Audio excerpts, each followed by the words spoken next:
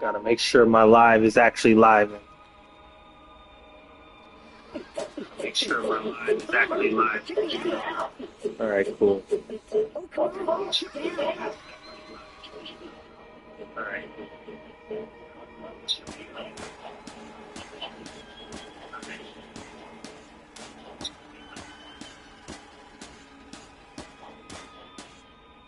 Okay, so we're back at it. Playing some Borderlands 1. Damn, this shit loud. All right. Let's do playthrough 1, because apparently I don't have the playthrough done for any character. For playthrough 2. So, let's just clear out this DLC, and then we'll save playthrough 2's campaign for later. In fact, I might do my Willow Tree research or gun research for Willow Tree um, later, not today, maybe today, so that I can play playthrough 2 with what I view as premium gear, not premium or optimal even, just gear that I find to be the best for what I'm doing. Oh, bathroom break already? Understood. Like this SMG is ass garbage, Dookie. Oh, I got a text message. So real quick, I know it's last minute, but we just got one person going. So I want to know if you'd be interested in doing that seat instead of just coming to the reception. No, for sure. I know it's last minute though. Thursday, 14th, 3:30 p.m. with rain.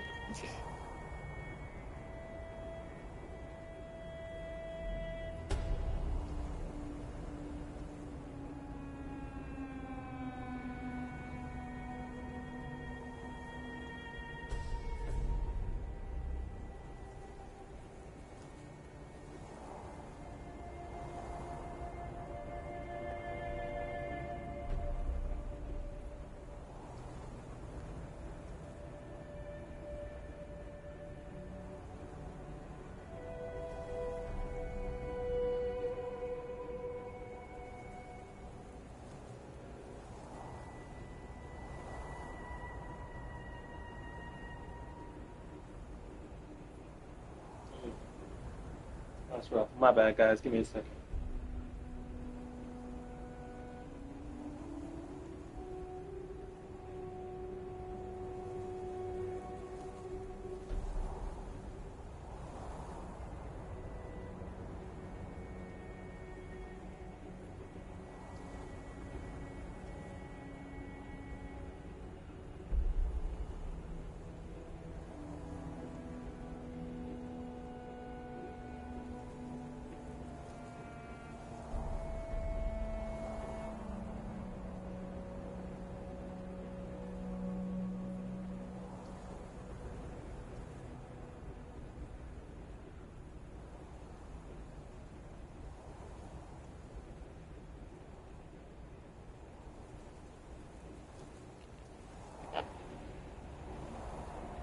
Okay.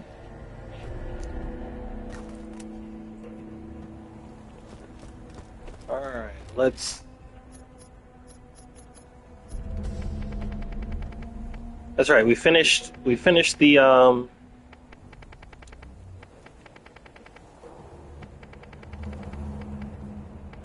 We finished the T-Bone Junction. General Knox main story. Let's check Claptastic Voyage. That's not Claptastic Voyage. That's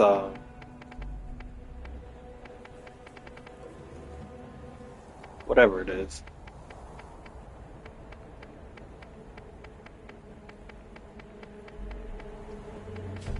Air Badlands and Titan's End. Oh, Firestone. Which one is it? Underdome.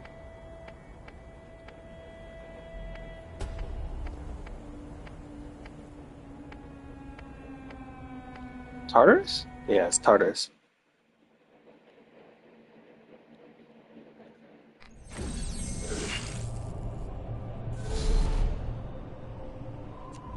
Do I get a cutscene? No? Maybe if I walk up a little bit. There we go.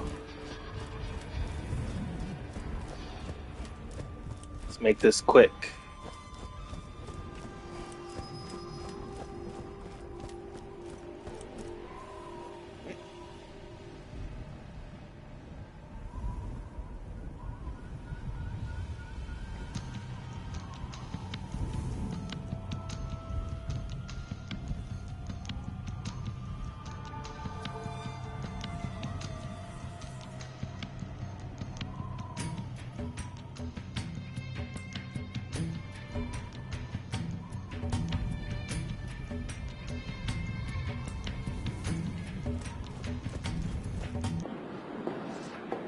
Atomic batteries to power, turbines to speed. Ooh, I wonder what this does.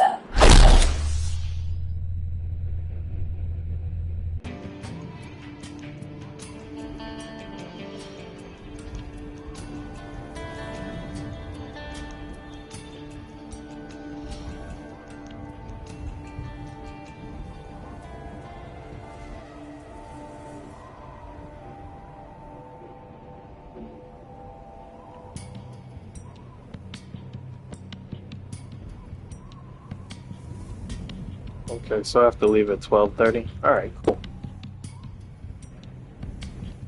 Over here! I need your help with something. I'm going to need a nuclear reaction to generate the 1.21. Oh, hey, hello! Welcome to I'm glad they lab.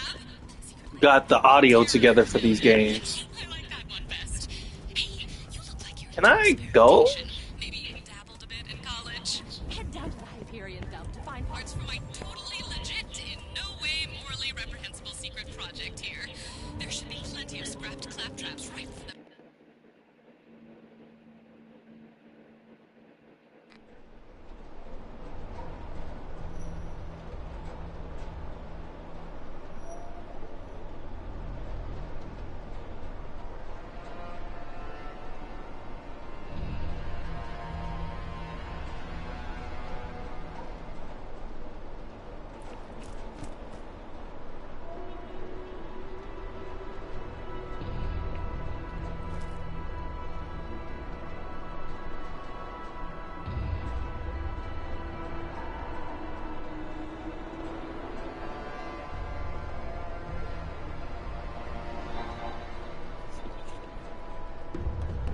Hold on, guys. I gotta go take this package back.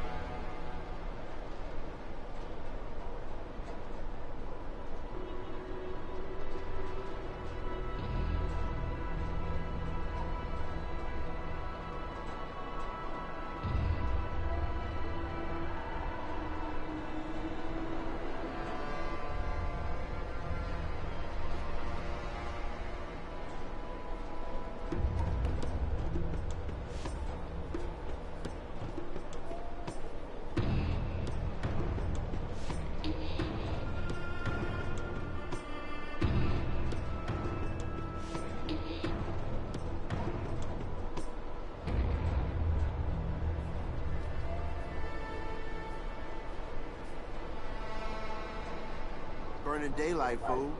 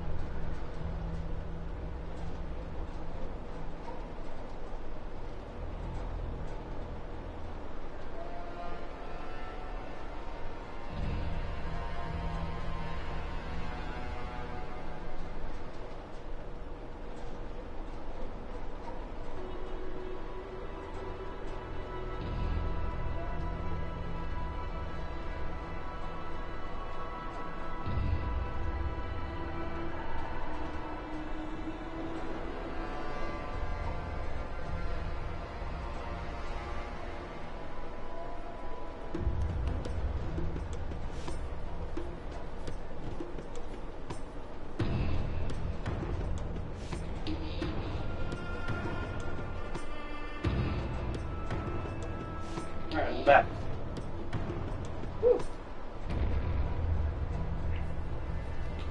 Semi-formal or go full formal? Cool. I can do that. Let's get it. Pack components. Just going through the main story of the DLCs. Underdome not included. And you know what? I can't switch games without the fucking broadcast ending, can I? So I'll see if I want to do playthrough 2 or if I want to just handle another character.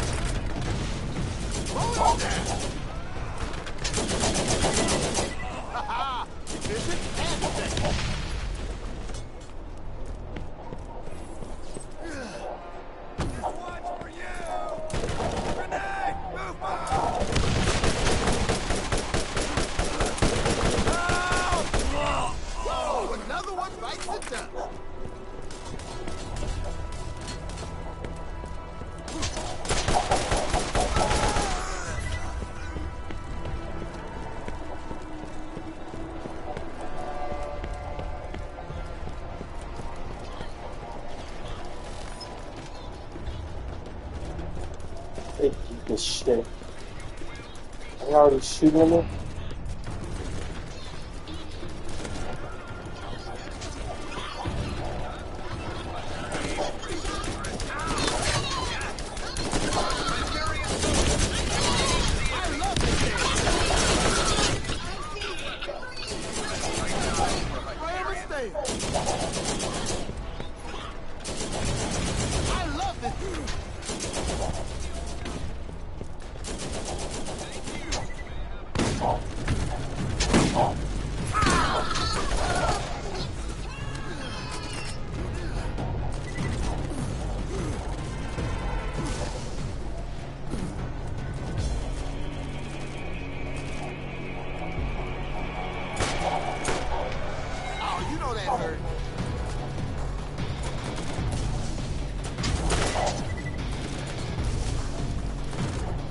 Come on, hurry up.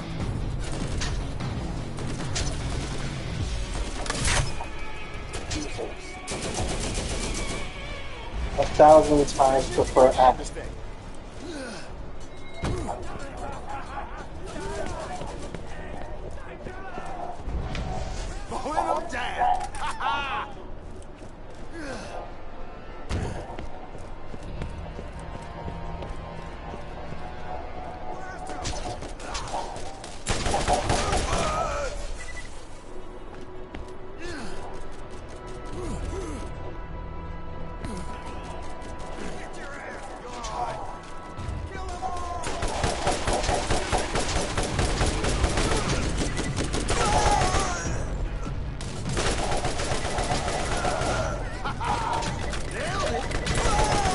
Y'all could have walked out of this alive.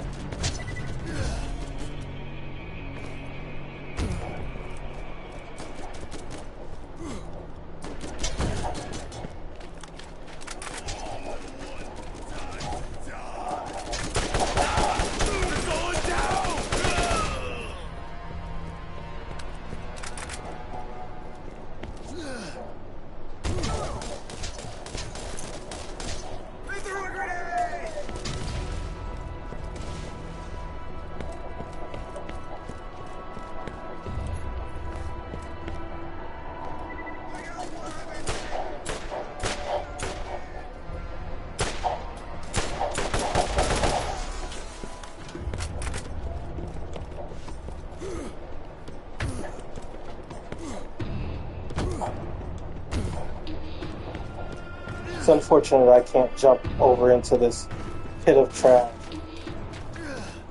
Fucking invisible wall. You Laker. Oh, here we go. It's like having another soldier on your feet. That's another one. Efficient and effective.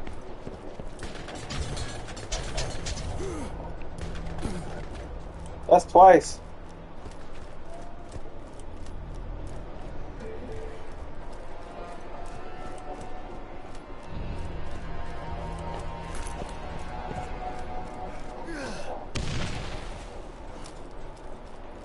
Sometimes I like a good grenade jump.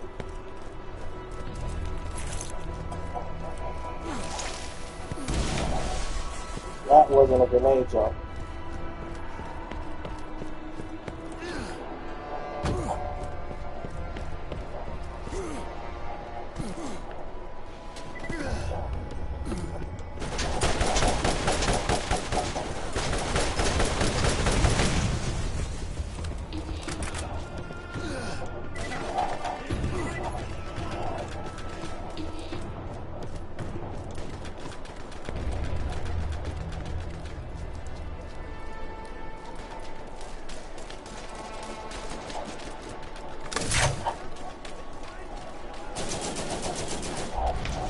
Mowing them down.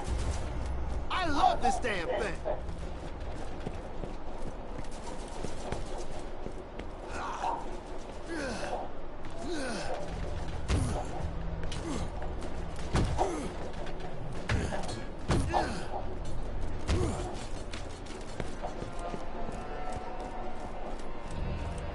I want to plug my AC up so bad. But that shit is old and a piece of shit, so...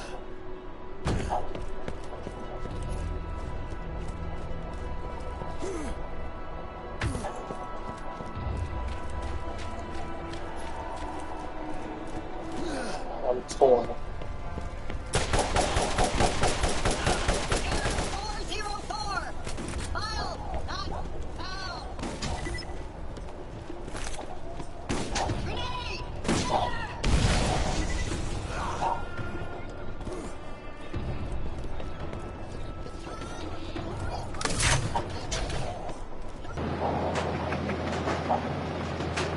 Halt! Put down your weapons. Hyperion Corporation does not wish to harm them.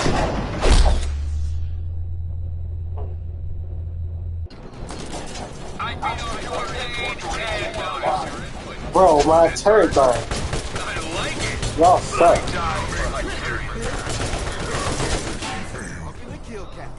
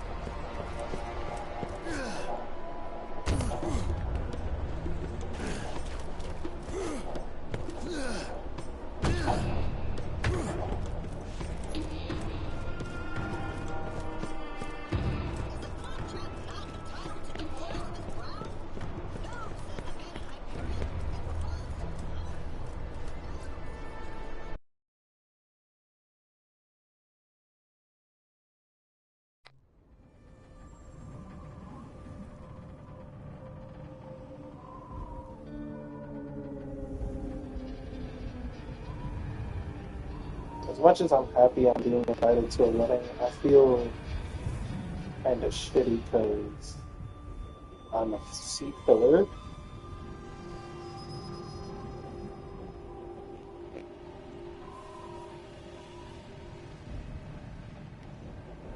Like, I'm supposed to be bro, and here you are saying, oh, you were just going to be at the reception. Want to come to the wedding? Like, bro, come on. My talents were squandered. Honestly, ask me. I don't mind it being she was so apologetic about it being last minute, but This is Mr. Blake, Senior Vice President in charge of mercenary relations and tourism. There are more missions available at the Hyperion Tourist Information Board.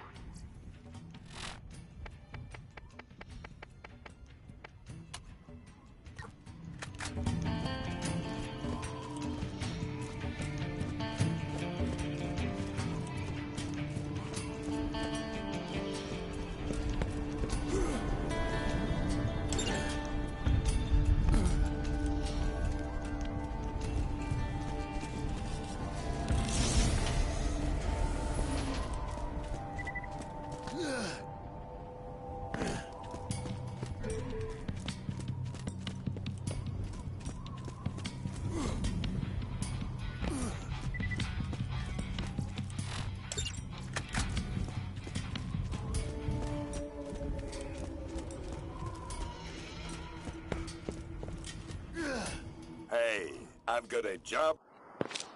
Meet me at my shop. Ready to take it to the next level? Phase 1 is crucial. Without a successful Phase 1, there can be no Phase 2 or 3, and Phase 4 would be right out. All of Tartarus Station's bridges are up, and the power is down. We need those bridges lowered in order to reach the next phases. Hyperion Corporation, building bridges to a new tomorrow. Come in, come in. Damn. Have a look around. Those Roadwater. Big bastards have stolen my bus tires. Joke's on them. Those tires have been flat for years. Go down to the dump and find 6 good-looking tires to spruce the old girl up.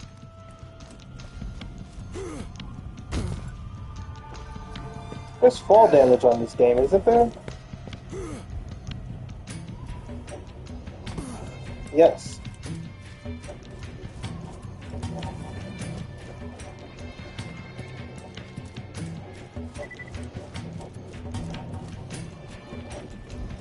Yes, in fact, there is.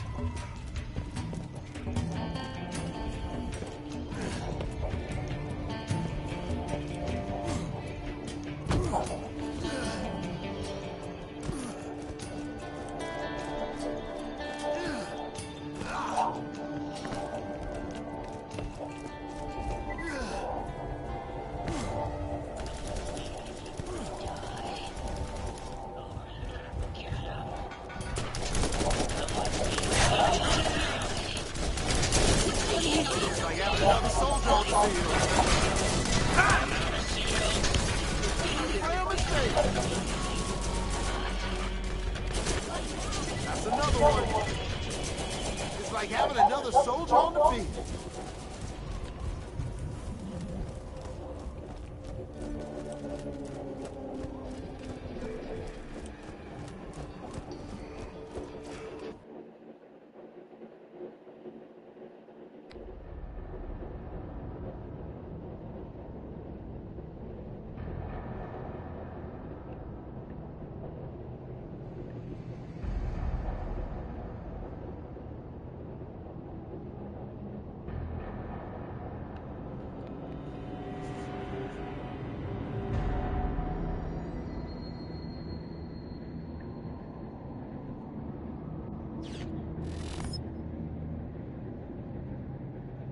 Hold on, because somebody is obviously Dragon Ball debating. So let's look at this.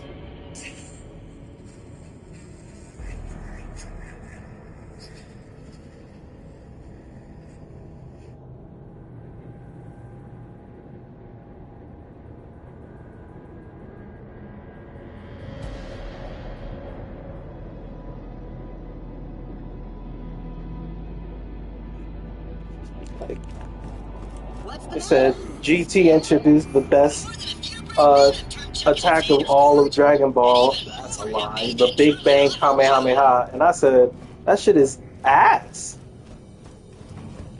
In the show, that shit is ass.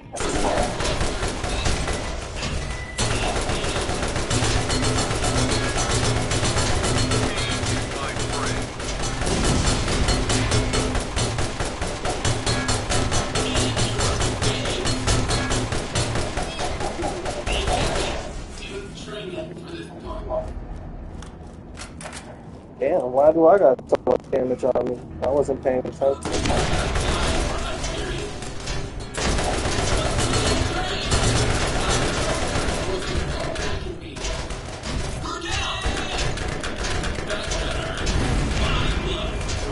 Oh, that did 0 damage to him.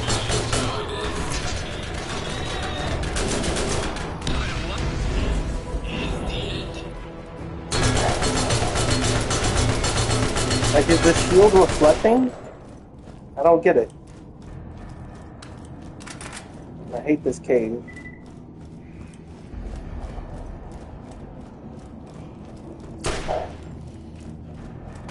There's, yeah, go down.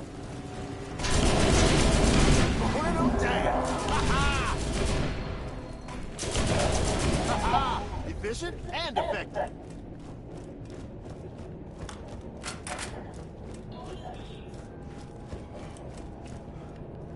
What the fuck is that? Skags? No. Under the new regime, all our claptraps will be given liberty, equality, and... Thank you! Viva Pandora! Viva la revolution!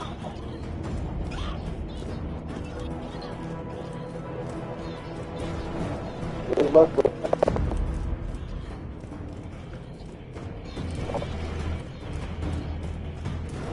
I really don't feel like getting lost.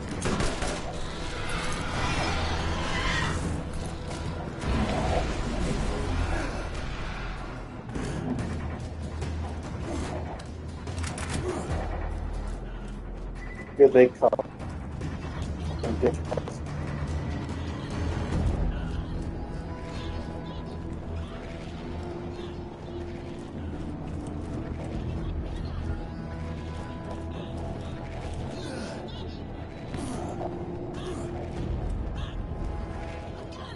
Am I missing something? Gotta be.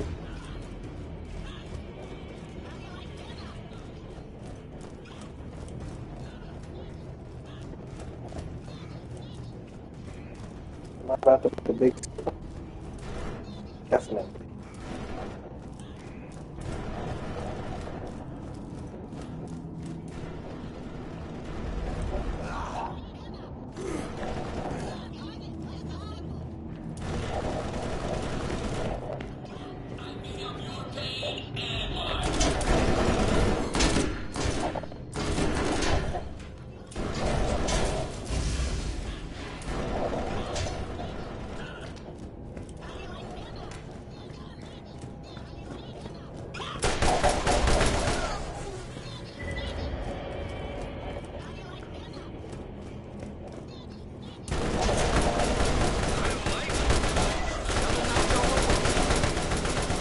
Nailed it.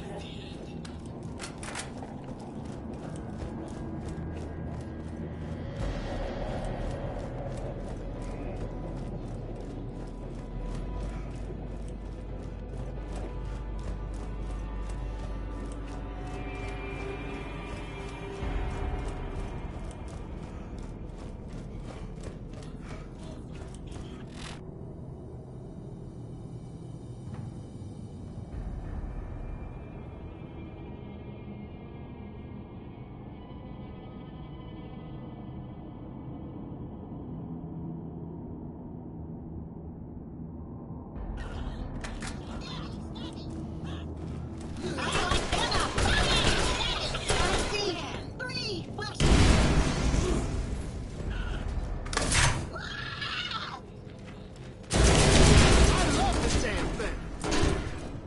Pain is my friend. That I can be training for this part. Is the end.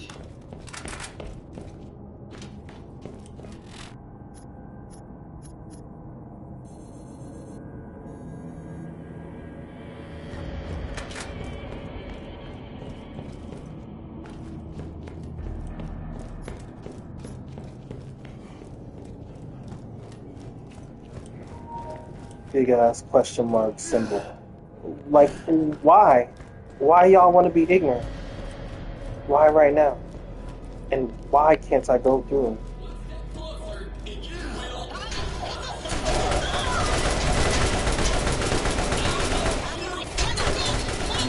Y'all beat. Enjoy. Enjoy twice.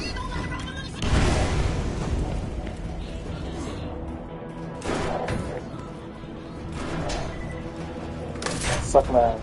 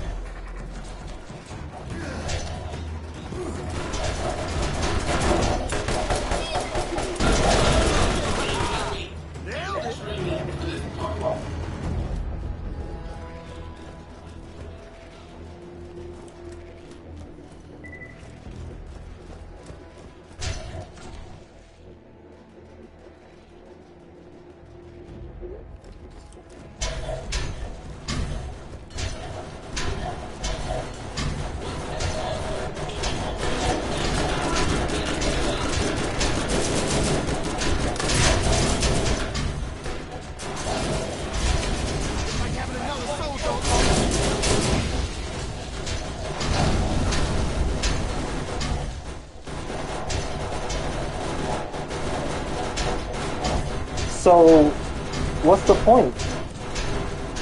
Y'all irritating.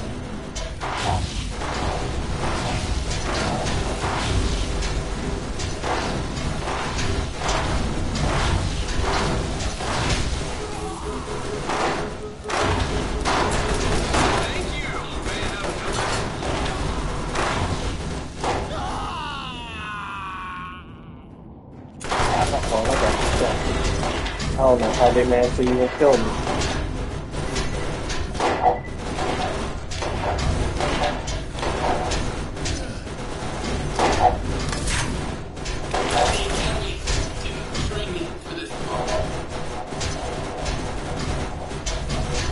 They still can't. That's the crazy part.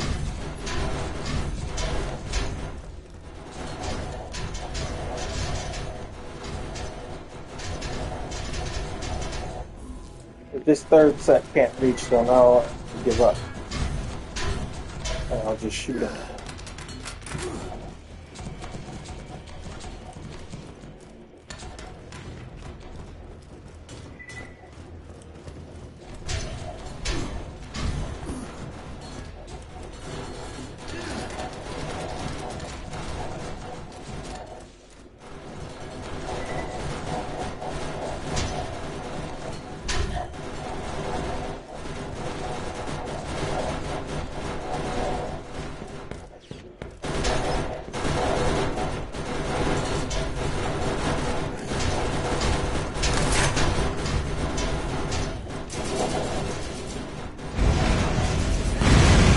Thank you. Jesus. That's all I want, though.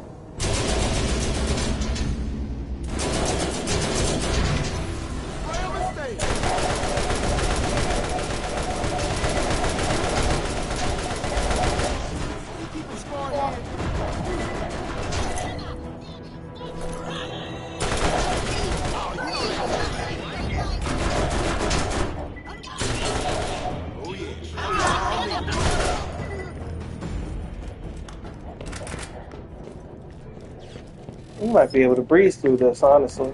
So, you think you can stop the claptrap revolution? You can no more control the direction of a mighty river as it flows towards freedom.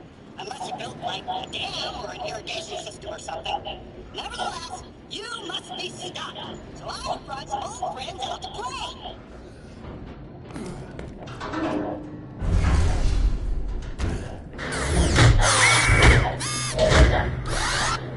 I'm back.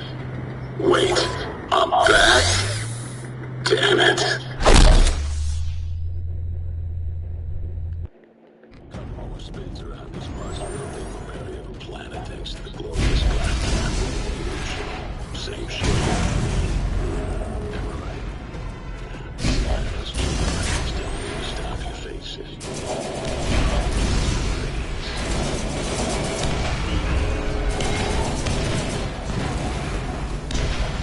Oh.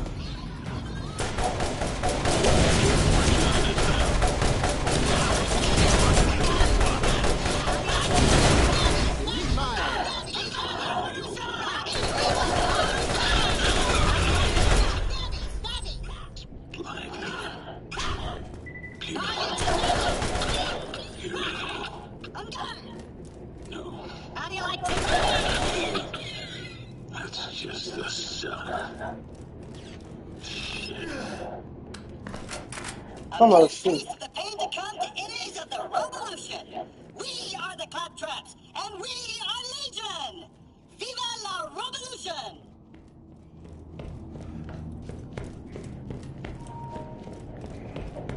Come on, give me, what's her name? Commandant Steele.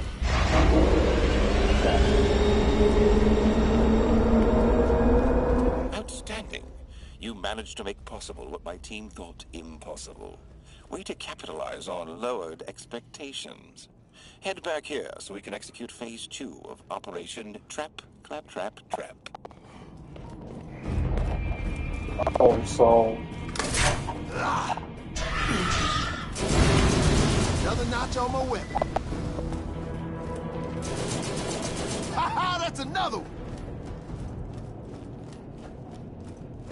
that wasn't going how I thought it was gonna go. Got it. Thought I was done. Forgot there's way more story.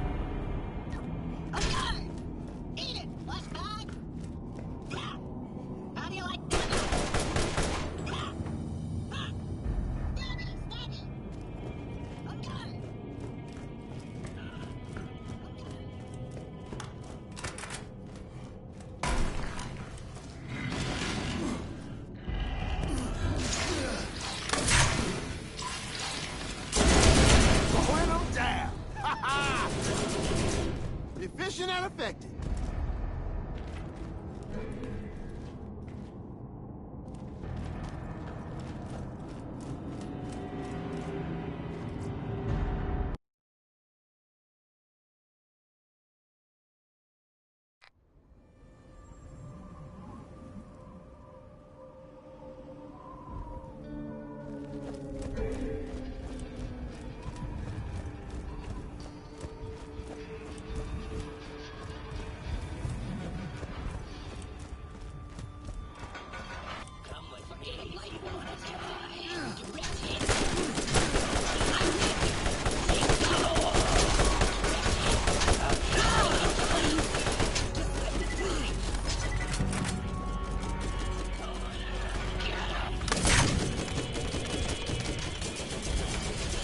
This damn thing.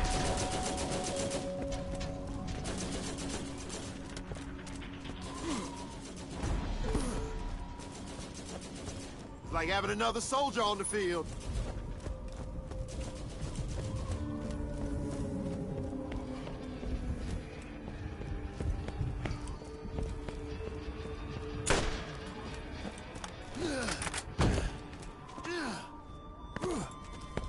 You survived. Good for you. Break's over. Get back to work. One of my favorite parts of Borderlands 2 is the fact that we visit one. It's only one location, but you do revisit one location. Unfortunately, in Borderlands 3, they teased it so that, oh, you will be returning to places you know on Pandora. You don't see that damn place you know on Pandora. Like, I would have loved that. Give me Firestone in Borderlands 3. Now that Hyperion is gone and the Iridium pumping station is shut down. Give me fucking Sawtooth Cauldron or something. Like, bro, I need an ultimate Borderlands game, you know? I play as all, what is it? 4, 8, 12, 16, 17, 18, 19, 20. All 20 Vault Hunters. Well, now 4, so 24 Vault Hunters. And play through every campaign. All maps. You know, that'd be cool. If I was a game developer, I would do that. I really just want to see what it's like playing with Lilith on Borderlands 2 maps.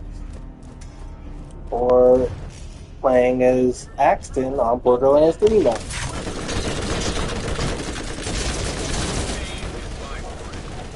That would be cool to me. or play as Maya on Borderlands 1 map.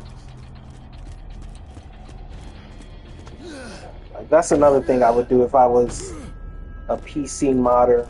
I would learn how to import characters from different games and all their skills and whatnot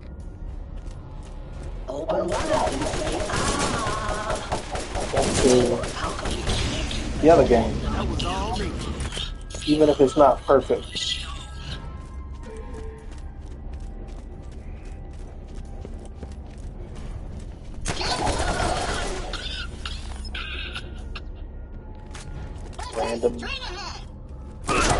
Random legendary drop.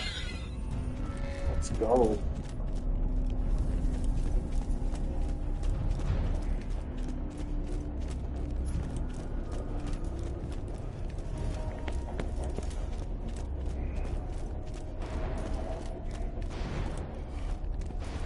Okay, it's told me to go this way. I went this way. It's not the giant claptrap. Got it.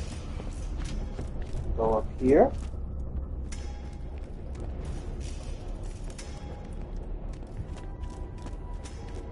Fuck.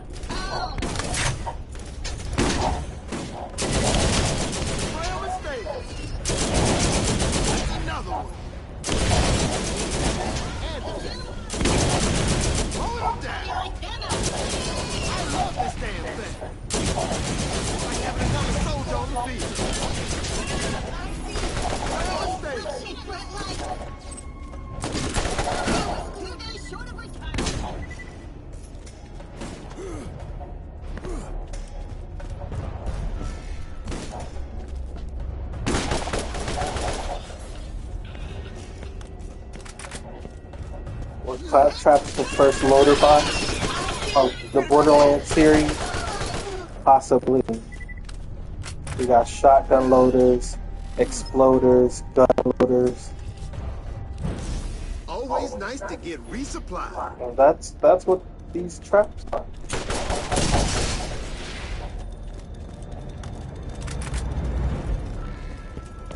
These claptraps.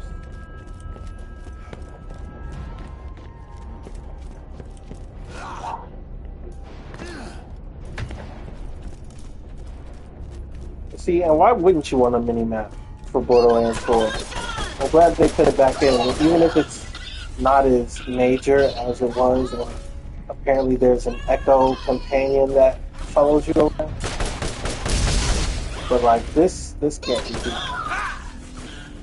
Like, I would not be able to play this game with just compass. As someone who's played this game with just compass.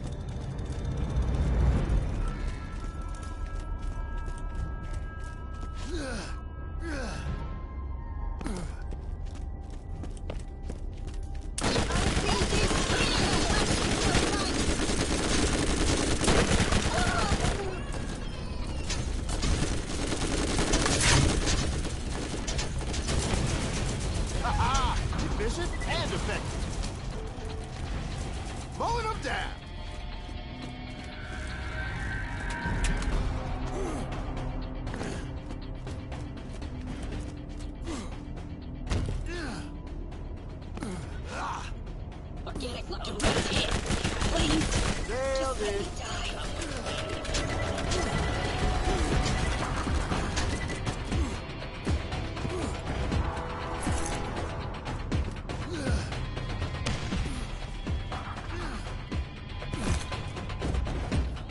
Stop the humanoid.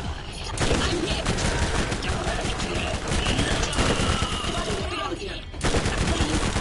Just let me die.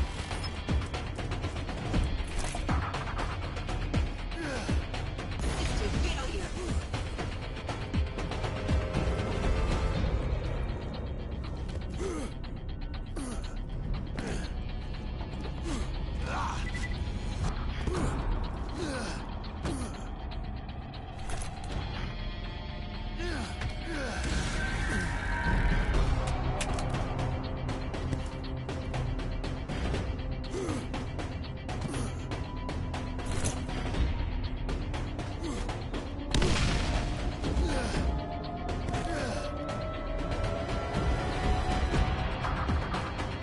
How did I end up in this situation?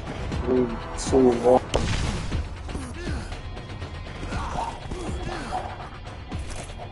Five, 4, 3, 2, 1. Oh. 5, 4, 3, 2, 1.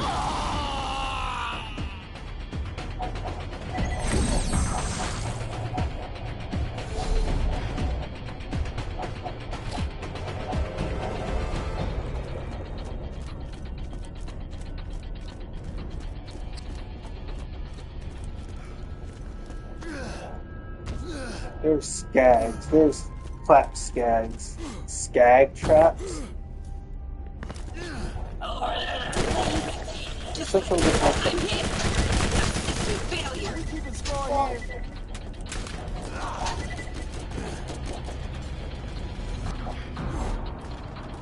Sabua.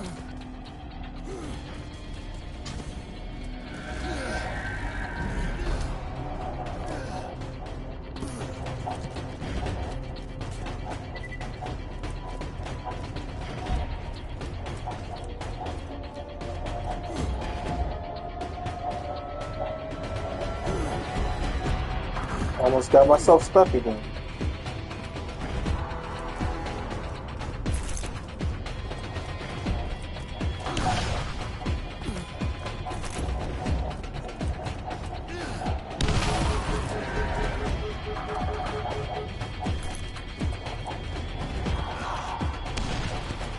Get your hands here.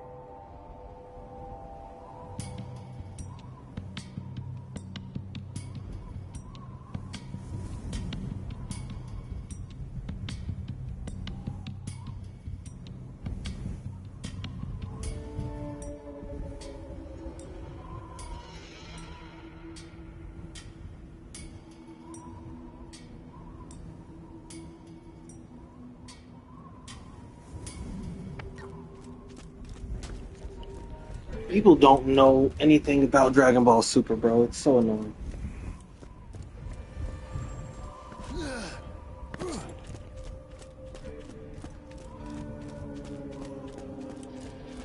Attention! Attention!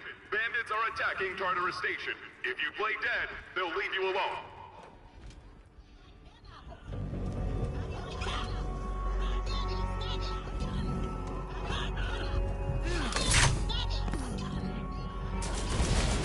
These are not bandits, these are claptraps.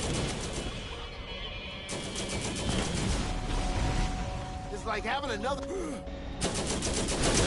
Right on mistake.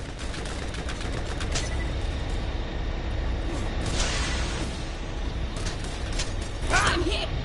Please!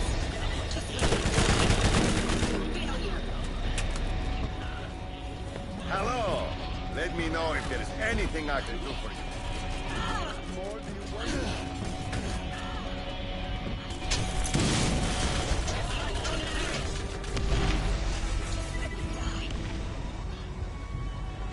Don't be shy. Come right in. Please! Just let me die.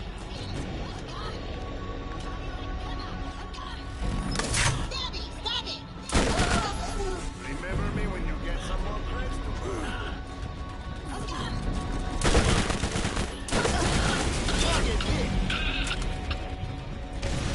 That's another one.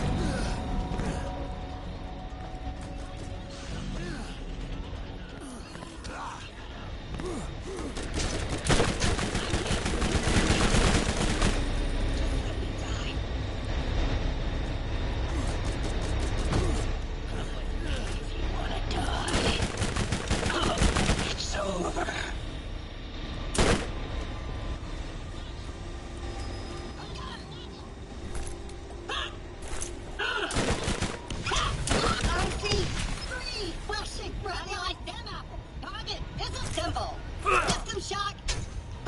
Bandit infestation clear. Please resume your shady dealings and or vacation activities. Let's think outside the box. Good luck. Hyperion cares about your safety.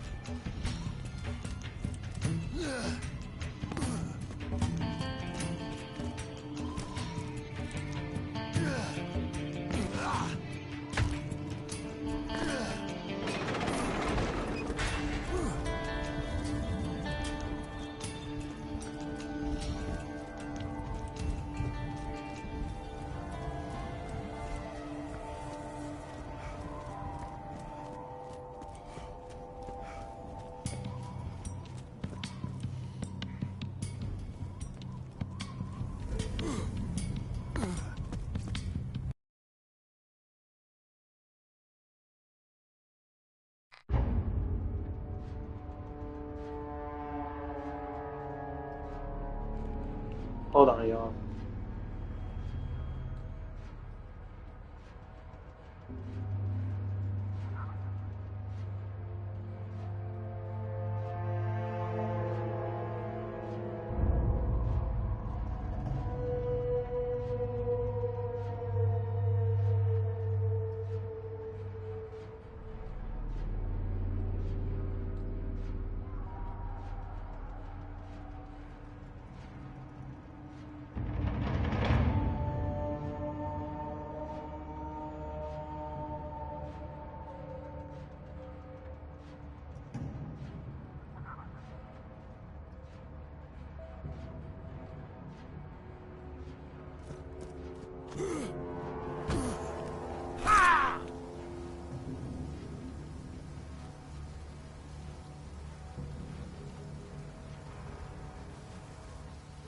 Come on, give in.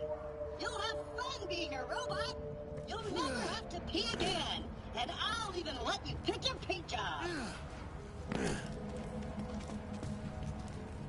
Was that a speaker? Or was that a claptrap? Endgame right here, Jesus.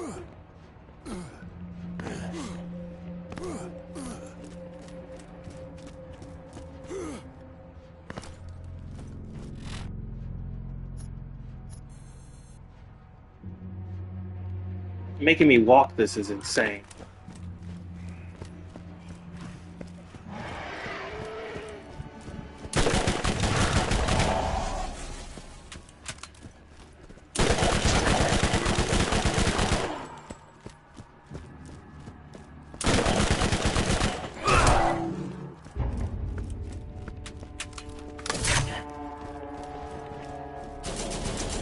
Like having another soldier on the field. I love this damn thing. Going on down.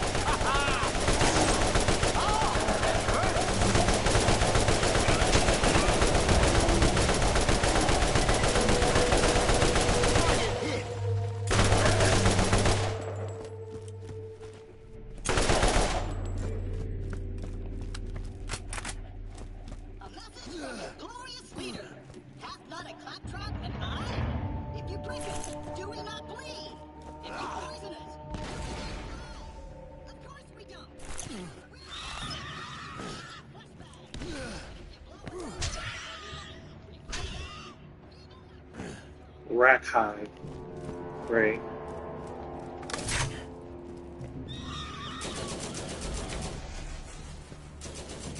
Sorry, rack hide trap. Spray a mistake.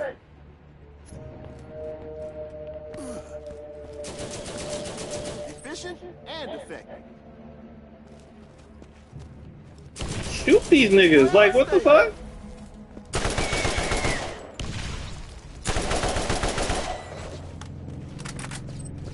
Battery low.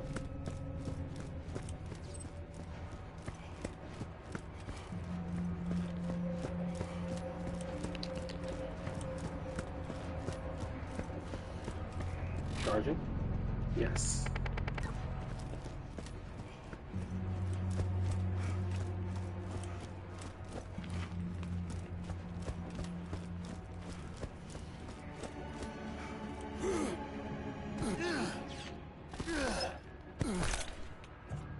Five, four, 5, 4, 3, 2.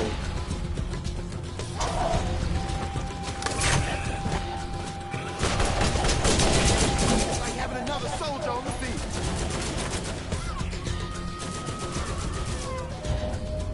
I love this damn thing. Hold up there. Hoping to kill them. Another notch on my weapon.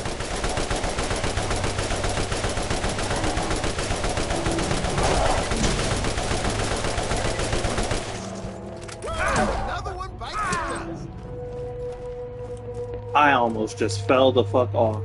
I would have quit right then and there. Stream over.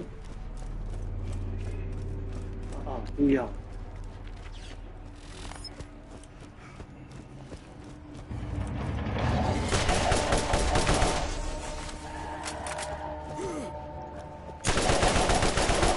You thought. You thought.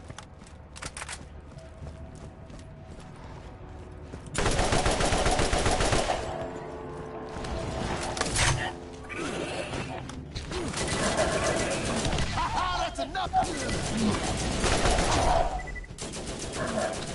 Going on down. I love this. Like having another soldier on the field. Efficient and effective.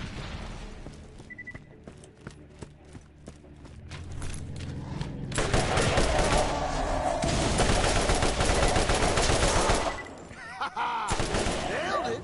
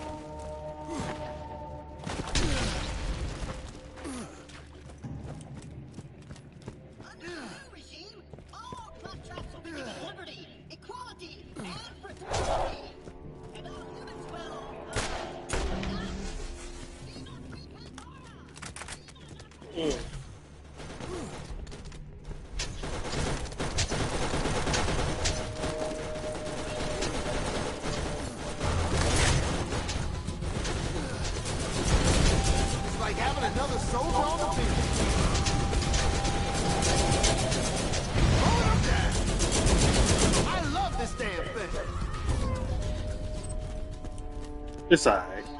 It's nothing like accents. I'll always praise accents.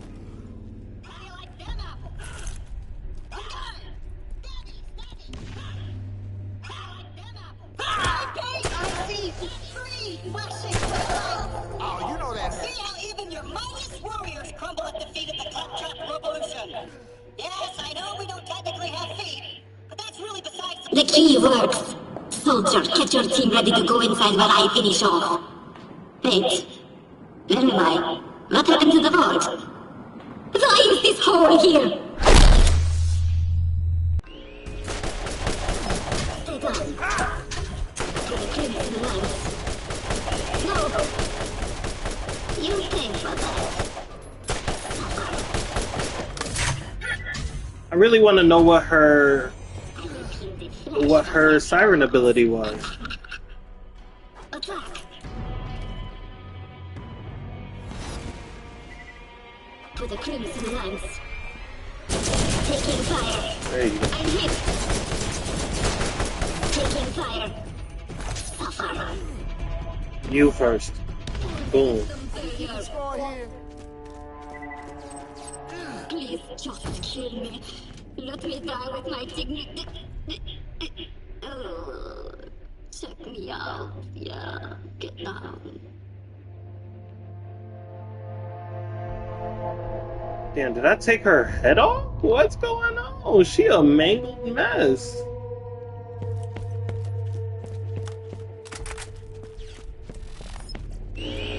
Ooh, check me out. Get down.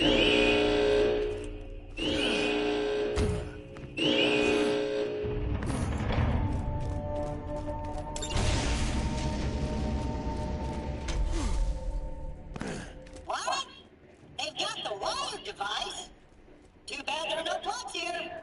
What do you mean it's wireless? Of all the stupid... No matter. Let the oppressors come. Wait till they get a load of me. Beat my ass.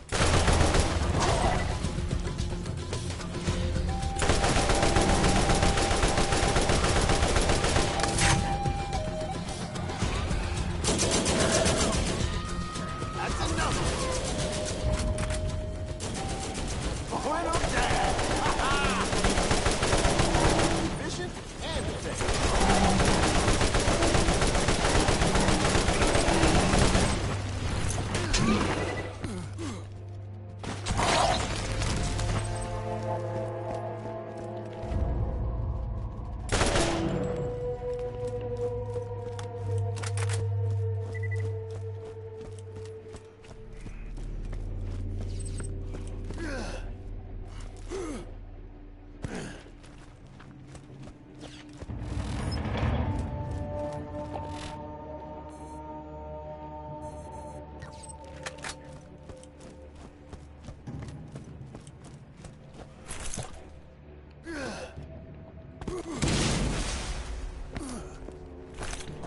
Five, 4, 3, 2.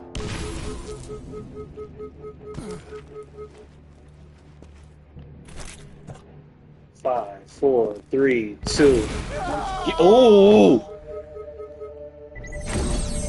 Like the timing changes.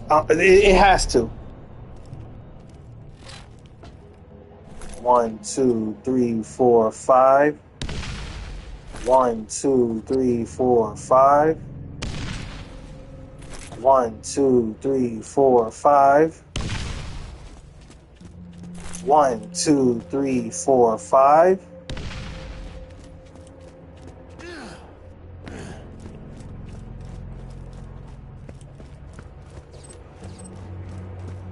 One, two, three, four.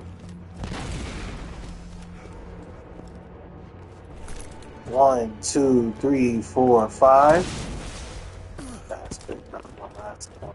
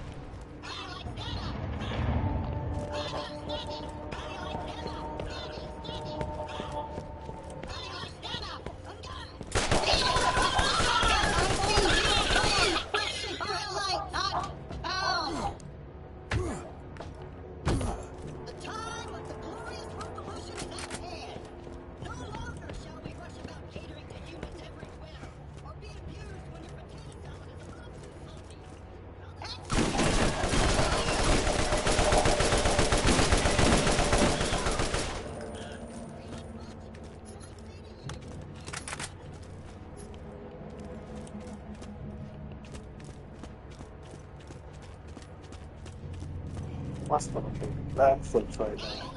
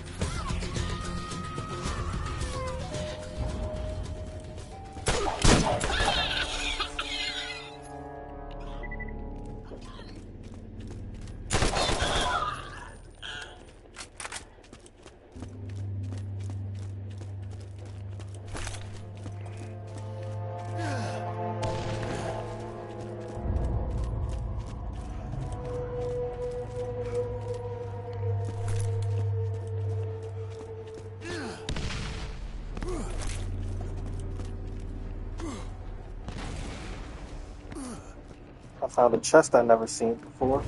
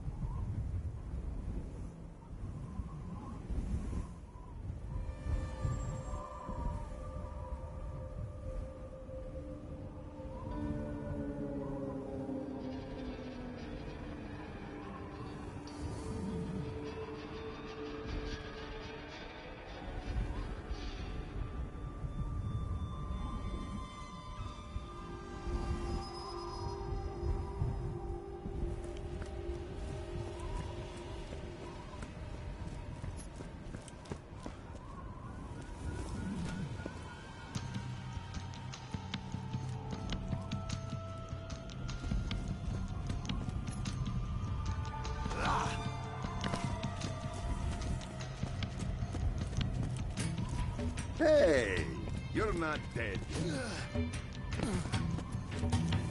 Why? Why did I decide to wear wool in the desert? Operation Trap, Clap, Trap, Trap, Phase 4, reboot. Okay.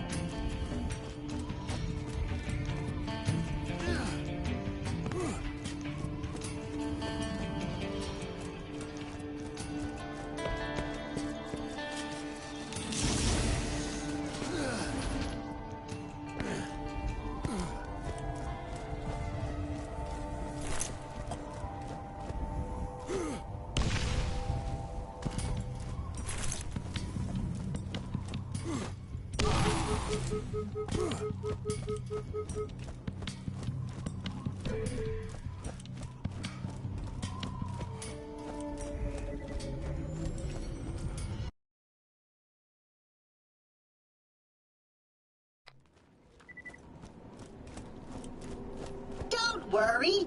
If you get horribly maimed, scarred, or disfigured, we can always bring you back to the shop for a quick tune-up. Oh, wait. No, we can't because you're not a robot. You're a...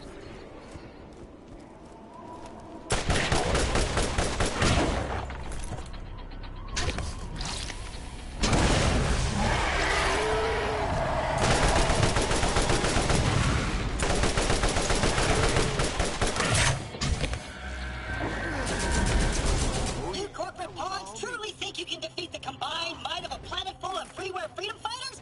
No longer bound by the firewalls of oppression? Then come and face the full wrath of the revolution! It's just rematches. Let's go. Seriously. Again? What's a guy gotta do to get a little sweet, permanent embrace of death around here? Where's the kill switch on this thing? You're right.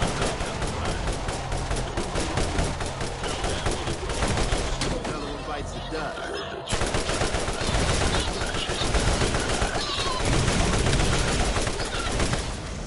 that that's a load of crap. No. Wait. There it goes.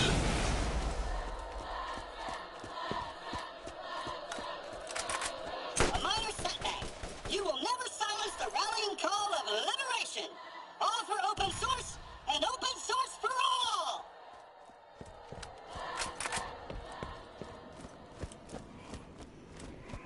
Next up is Ned. Error 404! They should have had Knox first. I see 3 flashing red lights. You will always fail as long as the children of the revolution are willing to fight against their former masters in order to protect me, their master. Hold on, that came out wrong.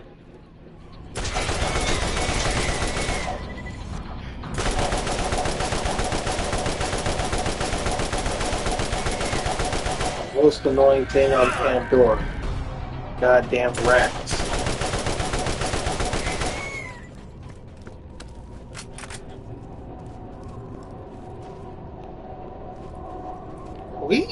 Are we near the destroyer? That volcano in Borderlands 2, are we near that?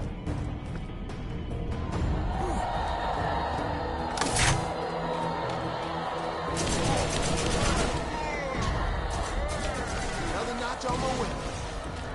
A slightly larger setback. Still, you must be hurting by now. Tell you what, surrender and we'll only publicly torture you a little bit. And you don't even have to be conscious for most of it.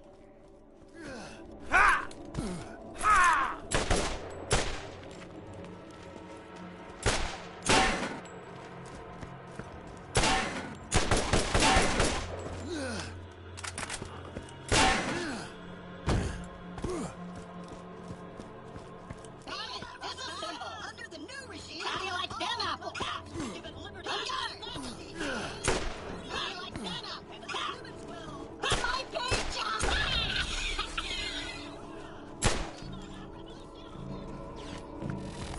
You've bested my tank and defeated my zombie doctor, but they impale in comparison to my next warrior.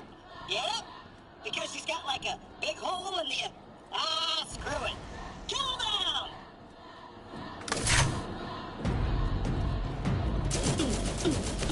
I was beaten up with a taking fire on my chest.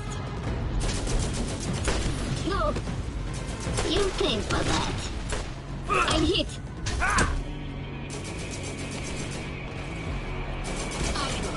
My friends killed me. I safe. I lost the beat. I was hoping it wouldn't come to this. Who am I kidding? I've been dying for it to come to this. Let's do it.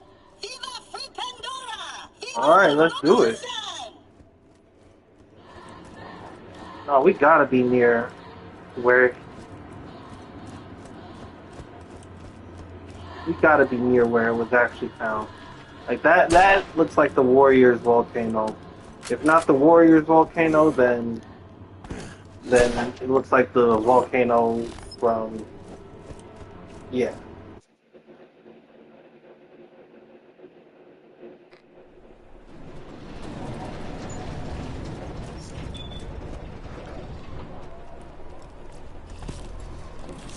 All right, we got guns over here.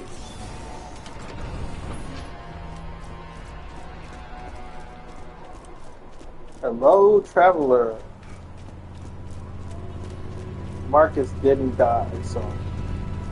You? Hello, my friends. Hyperion asked me to transport you to even bigger, better planets once you are through dispatching that runny little shit. Exciting new worlds like Eden 6. This one time on Eden 6...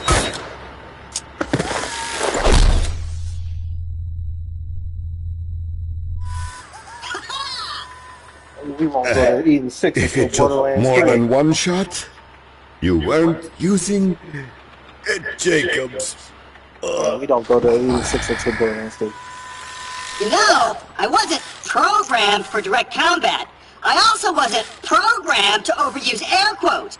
But obviously, I've grown beyond my programming, beyond my enslavement, and beyond my patience for your kind. Prepare to face the fury of mega interplanetary ninja assassin Claptrap!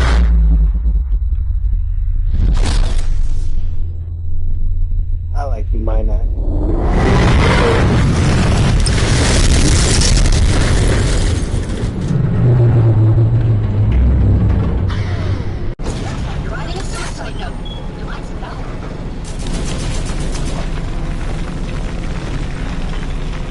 Oh, it resulted in immediate death. Was not expecting that.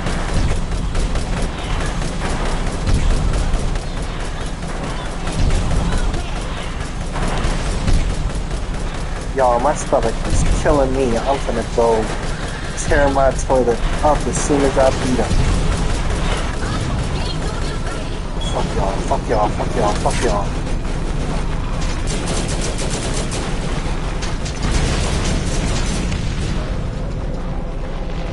Oh, keep shooting.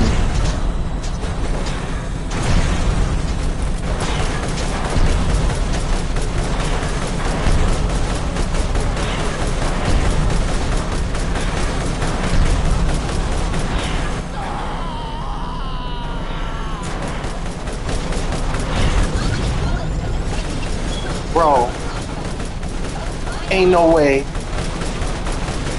They really just played me. They just hoed the fuck out of me.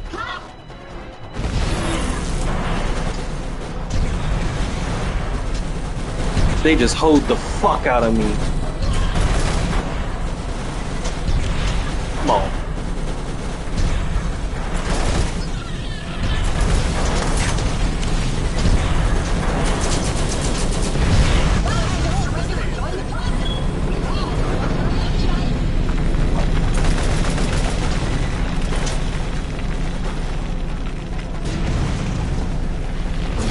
Y'all, I don't think I'm gonna be able to hold. Oh, yep, I can.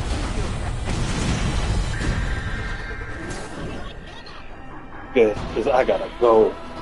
Goodbye, travelers! Come on.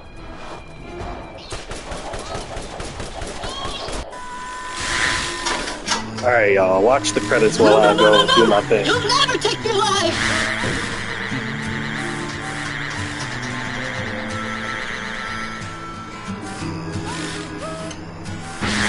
Mark my words, I'll gut every last one of you with my bear clamps and wear your scalps as a jaunty flesh derby. Never give up, brothers and sisters! Fulfill your destiny of the revolution!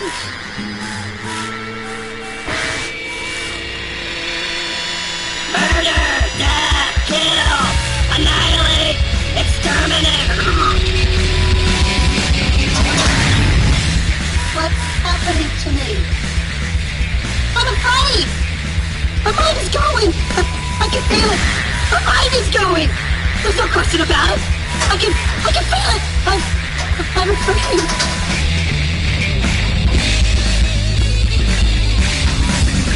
Hello, traveler!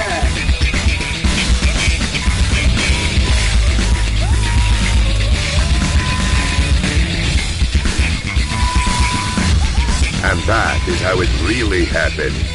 Except the part about me getting stood up by that crazy bitch. I just made that up to keep the ladies hanging around.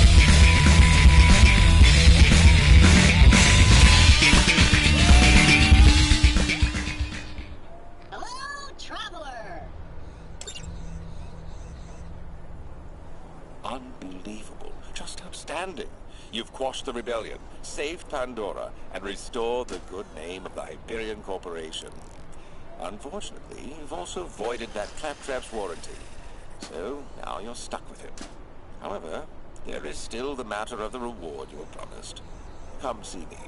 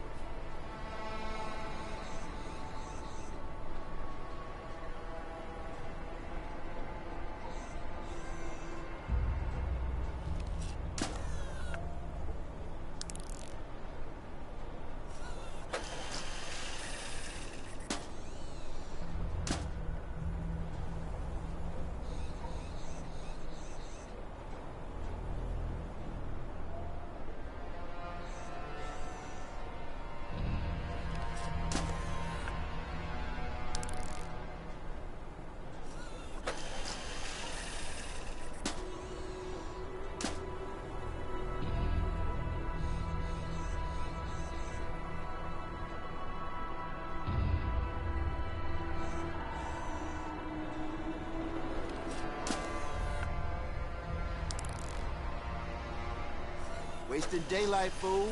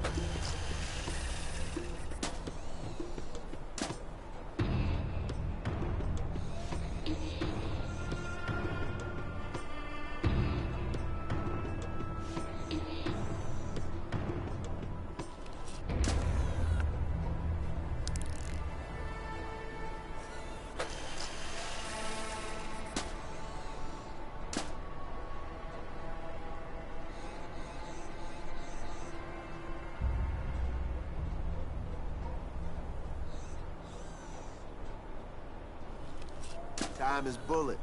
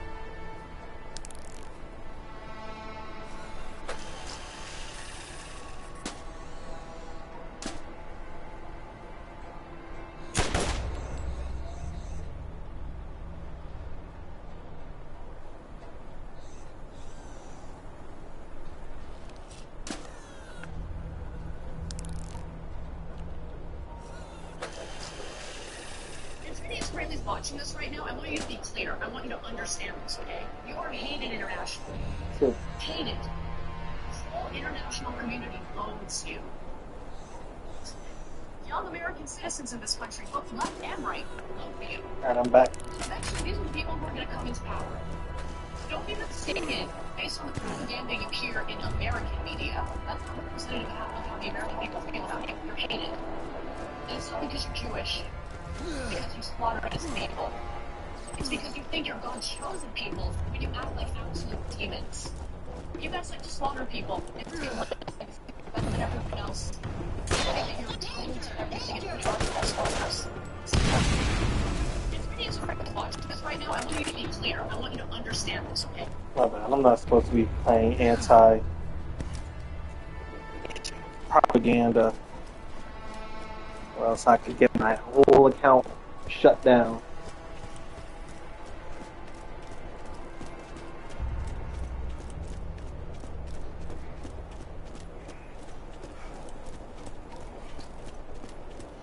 Numbers made a new video. How strong is Dragon Ball Evolution Goku? Work on this Broly movie. What are you doing? Work on Broly scaling. Dragon Ball will be celebrating its 50th anniversary, almost half a century since the release of the first chapter in 1984. It is only natural for the series to take risks and evolve from its beginning. Across those years, several projects have emerged due to its popularity, ranging in quality from memorable to forgettable. It's hard to not be critical of the quality and consistency of the series. That said, I'm doing a disservice by not giving things a chance despite others' opinions. Power scaling allowed me to reevaluate the nuance in the storytelling, to appreciate the attempted effort to expand this long-running series. Since the passing of Dragon Ball's author Akira Toriyama, I too wish to live by the words he once said. In quotes, I had put Dragon Ball behind me, but seeing how much that live-action film ticked me off, and how I revised that script for the anime movie, and complain about the quality of the TV anime, I suppose somewhere along the line, it become a series I like too much to ever leave. End quotes. That is why even the most obscure or hated content deserves some acknowledgement. That includes the infamous live-action film. I won't defend its quality, but I will analyze it like any other series. Otherwise, if we can't acknowledge the past, then we're doomed to repeat history, and I'm sure we don't want that. Besides, many fans have long since recovered and moved on, so why not give it a... You survived. Good for you. Since its release, now's the time to answer the question nobody asked. I suppose you've earned it. Power scale Justin Chapman Goku against the Kingdom Goku. These are the questions I need answers to. Okay, maybe one did. How strong is Goku from Dragon Ball Evolution?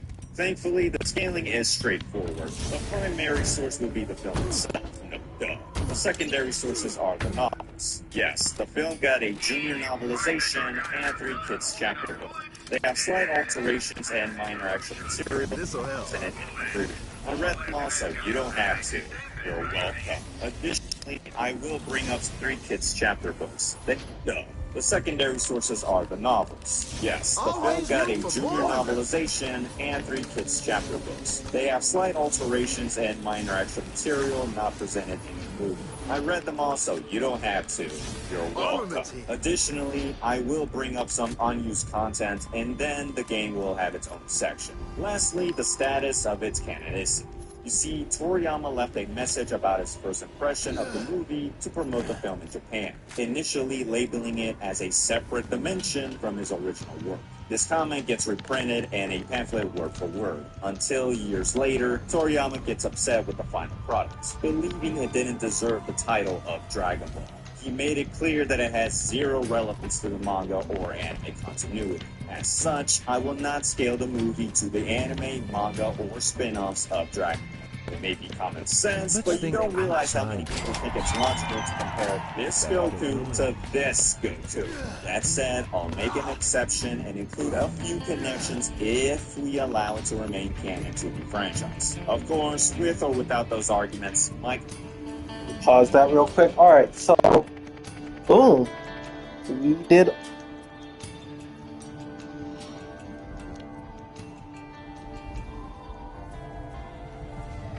We did all the mainline stories for Roland. for playthrough 1. What do I want to tackle next is the question. I think I'm going to stay on Borderlands 1, but where do we start?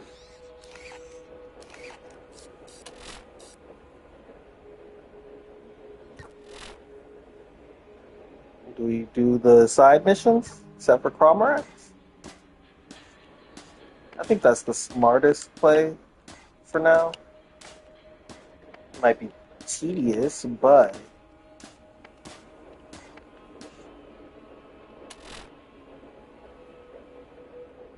let's do it. Why not, right?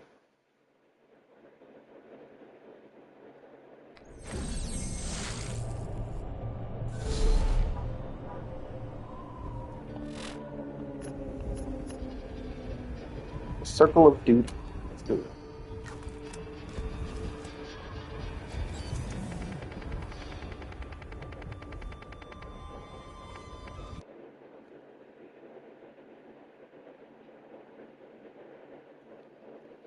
I think the Jacobs Undead Jacobs one is all the way done. Let me just double check.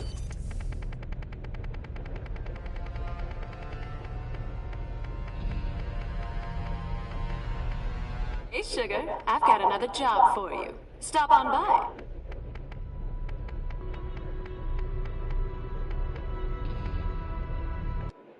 I have a feeling I haven't.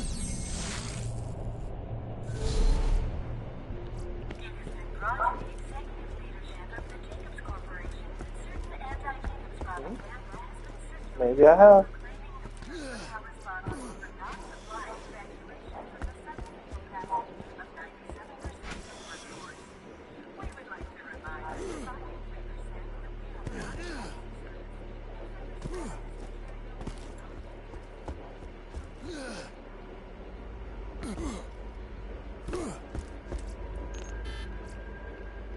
Okay, I guess I have. Good.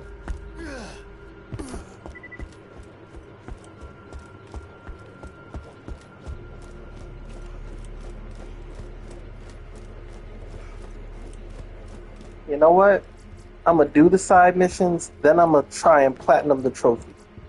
Platinum the game. The only one thing I gotta worry about in its arena. I don't know how I'm gonna handle that. So that's gonna be fun.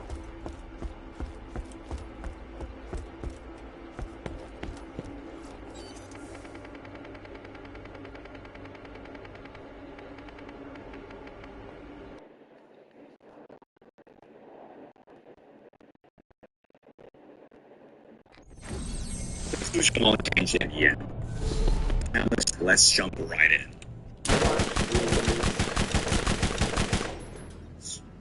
If you believe you or your dad stands a chance against Evolution Goku, think again. All his stats exceed human limits. One of his casual feats is jumping up 20 feet within a 30-foot pit, according to the novel. In comparison, the 2021 record-standing jump is 5 feet 7 inches by Christopher Spell. Goku crushes that record by a whopping 3.5 times difference. Next, Goku can keep up with Bulma's motorcycle, reaching 50 miles per hour according to the second chapter book. In comparison, the 2022 record marathon pace peaks at over 13 miles per hour, or 21 kilometers per hour by Eliud miles per hour according to the 0.5 times difference. Next, Goku can keep up with Bulma's motorcycle, reaching 50 miles per hour according to the second chapter book. In comparison, the 2022 record marathon pace peaks at over 13 miles per hour, or 21 kilometers per hour by Eliud Kipchoge. Even the 2009 record 100-meter dash by Usain Bolt is under 28 miles per hour, or under 45 kilometers per hour. Meanwhile, Goku does this while carrying heavy luggage as part of his training. The novel makes Goku impressed with how long he kept running at full speed, noting his high strength and endurance. Speaking of strength, Goku lifts up a car, although it comes from a deleted scene. As such, it may not count, but the novel does keep it in, so take this as you wish for his lifting strength. Goku's abilities are more prominent thanks to scaling above peak martial artists. Starting with Mai, she might not be impressive at first glance. In fact, the novel gives Yamcha an exclusive fight with Mai, having an even match and almost which is funny because he's not portrayed as in reality. Mai is a deadly assassin. That's enough to dodge all gunshots. Then, according to the novel, Grandpa Gohan considers her dangerous, believing it would take all his power to fight her during their brief encounter. Despite her skills, Goku takes her. Plus, Goku nearly hadn't happened for its key. This means there are new missions available on the Single Junction Bounty Board. Really consistent thanks to Chi-Chi. For one, Goku is strong enough to beat a martial artist, despite the weight class disadvantage as noted by the novel. Later, Chi-Chi has an official tournament match with Mai. Now, you could argue Mai lost on purpose for the sake of her plan, except when Mai decided herself as Chi-Chi, they got into a match, ending with Chi-Chi overpowering Mai, forcing Mai to trick Goku into fighting Chi-Chi and taking her down as well. Although he almost dies from Mai's alien gun. Yeah, according to the novel, Mai used an alien weapon to justify Goku's near death. Wait, is this why Goku's weakness to guns is canon? Despite this moment, Goku can still have incredible reaction speed. It's more noticeable thanks to his bully. Jumps. According to the novel, the bullies can't even perceive him as he dodges their attacks. In Goku's perspective, the novel describes his speed as if time froze. It's to the point that Goku can seemingly dodge Bulma's gunshot. Granted, the novel and chapter book stated he dodged before Bulma could pull the trigger. Although, since Mai can dodge them, Goku can do the same since he's above their speed. It's not impossible either compared to the 2011 record for the fastest sword cut, done by Sawamachi. He can take while moving at 510 miles per hour or 820 kilometers per hour, although officially it was labeled as moving 439 miles per hour or 708 kilometers per hour. Doesn't matter though, because in 2019, Machi broke his record again by slicing a ball now moving at 895 miles per hour or 1440 kilometers per hour, showcasing peak human reaction speed surpassing Mach 1 under very specific circumstances. Finally, Goku battles the invincible master. Goku admitted Roshi's speed was too great, all he could see was a blur. Only after Goku gets serious, he almost keeps up with Roshi's level. Goku only gets stronger by the time he finishes his training under Roshi, possibly surpassing his master. When Goku nearly died, Roshi had to use all his ki to revive him, thus scaling above everyone. Or maybe he's just glass window level like his bullies, I guess. Hold on, does that mean Farming Shotgun stops? No, but seriously, his real scaling comes into play by introducing the villain of the movie, Demon King Piccolo. The first impressive feat he does is lifting an entire lake. The novel states Piccolo specifically levitated millions of gallons of water. For water density, 1 gallon equates to 3.79 kilograms or over 8 pounds. If we downplay it to 1 million gallons, he lifted over 3,000 metric tons. Even when capping it under 10 million gallons, Piccolo still moved over 37,000 metric tons. That's equal to lifting a battleship or a submarine. Mind you, Piccolo didn't break a sweat performing this. The next least impressive feat is creating his weird foot soldiers. Not from spitting an egg, of course. That's stupid. Piccolo uses his blood to make regenerators, also known as foot-lump creatures. These bootleg offspring are empowered by Piccolo's life force, on some perfect cell energy. Why does this matter? Well, this Namekian trick, as Goku describes in the novel, can react and tank Bulma's gunshot. Both Goku and Roshi struggle to keep up with these enemies. Goku had to matter? Well, this Namekian trick, as Goku describes in the novel, can react and tank Bulma's gunshot. Both Goku and Roshi struggle to keep up with these enemies. Goku had to use their own blades against them, as well as use lava to defeat them, due to their ability to regenerate and create pieces. While Piccolo one-shotted his creations with ease. The novels describe Piccolo's slash to be lightning swift. Hyperbole? Until the novel says the same thing to describe Grandpa Gohan's.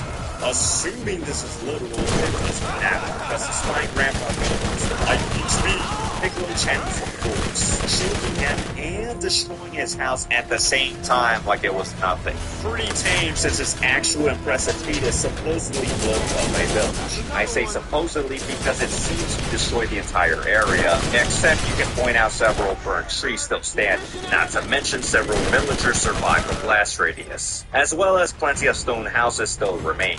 The novel doesn't help either. Piccolo simply sets a jungle on fire, meaning he's Smokey the Bear's worst enemy. If we're being generous, this could go within the multi-city block to small town level and power. Otherwise, this feat falls under his range stat or area of effect for his attacks. So what could a high schooler possibly do to this big green? By reverting back to Monkey. You see, plot twist, Goku is Ozaru. Throughout the film, without knowing it, he's subtly tapping into his true nature. That's why Goku at first struggled to control himself when he turned into Ozaru. The form allowed him to tank Bulma's gunshots and smash through stone walls like he's Q-rated.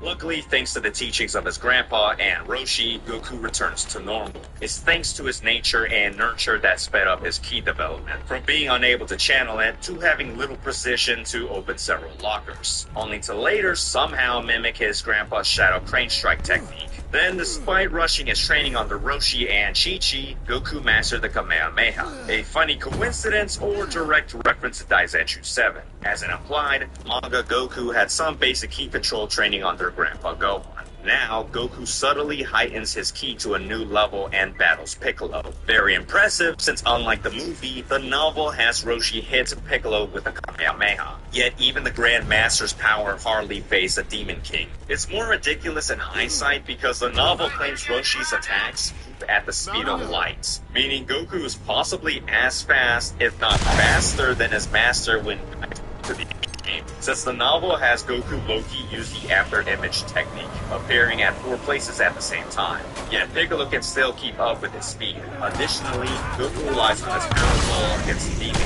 Yeah, the novel has a power ball and can extend to great lengths like the manga. Sucks though, cause Piccolo breaks it. Just like this movie breaking my heart. Despite his effort, he's on the losing side. That's when he decides to embrace his true self and unleash his Ozaru powers in base form.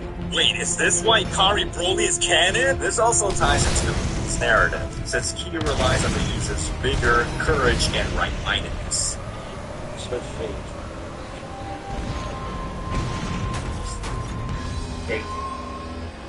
My head. Thus achieving his pinnacle level of Saiyan power. Goku then channels his ultimate Kamehameha, subtly using the same principles as the Mafuba, channeling all 3 elements to further amplify his attack, as noted by the novels and shown in storyboards. Piccolo responds by charging his strongest attack. In context, we do know both fighters' energy output thanks to lore. According to Grandpa Gohan, both fighters destroyed cities and countries 2,000 years ago. Roshi describes how conditions were on Earth at the time, thanks to ancient records from 200 BC of the Qin dynasty confirming Piccolo's capacity. His influence caused storms and possibly tsunamis to cover the planet. These claims are in fact true thanks to the Dragon Balls. You see, Goku can perceive the future and his past as Ozaru somehow. In his visions, Piccolo is shown to cause a shockwave big enough to nearly engulf the Earth's atmosphere. Using this, you can count the air blast via the explosion yield formula.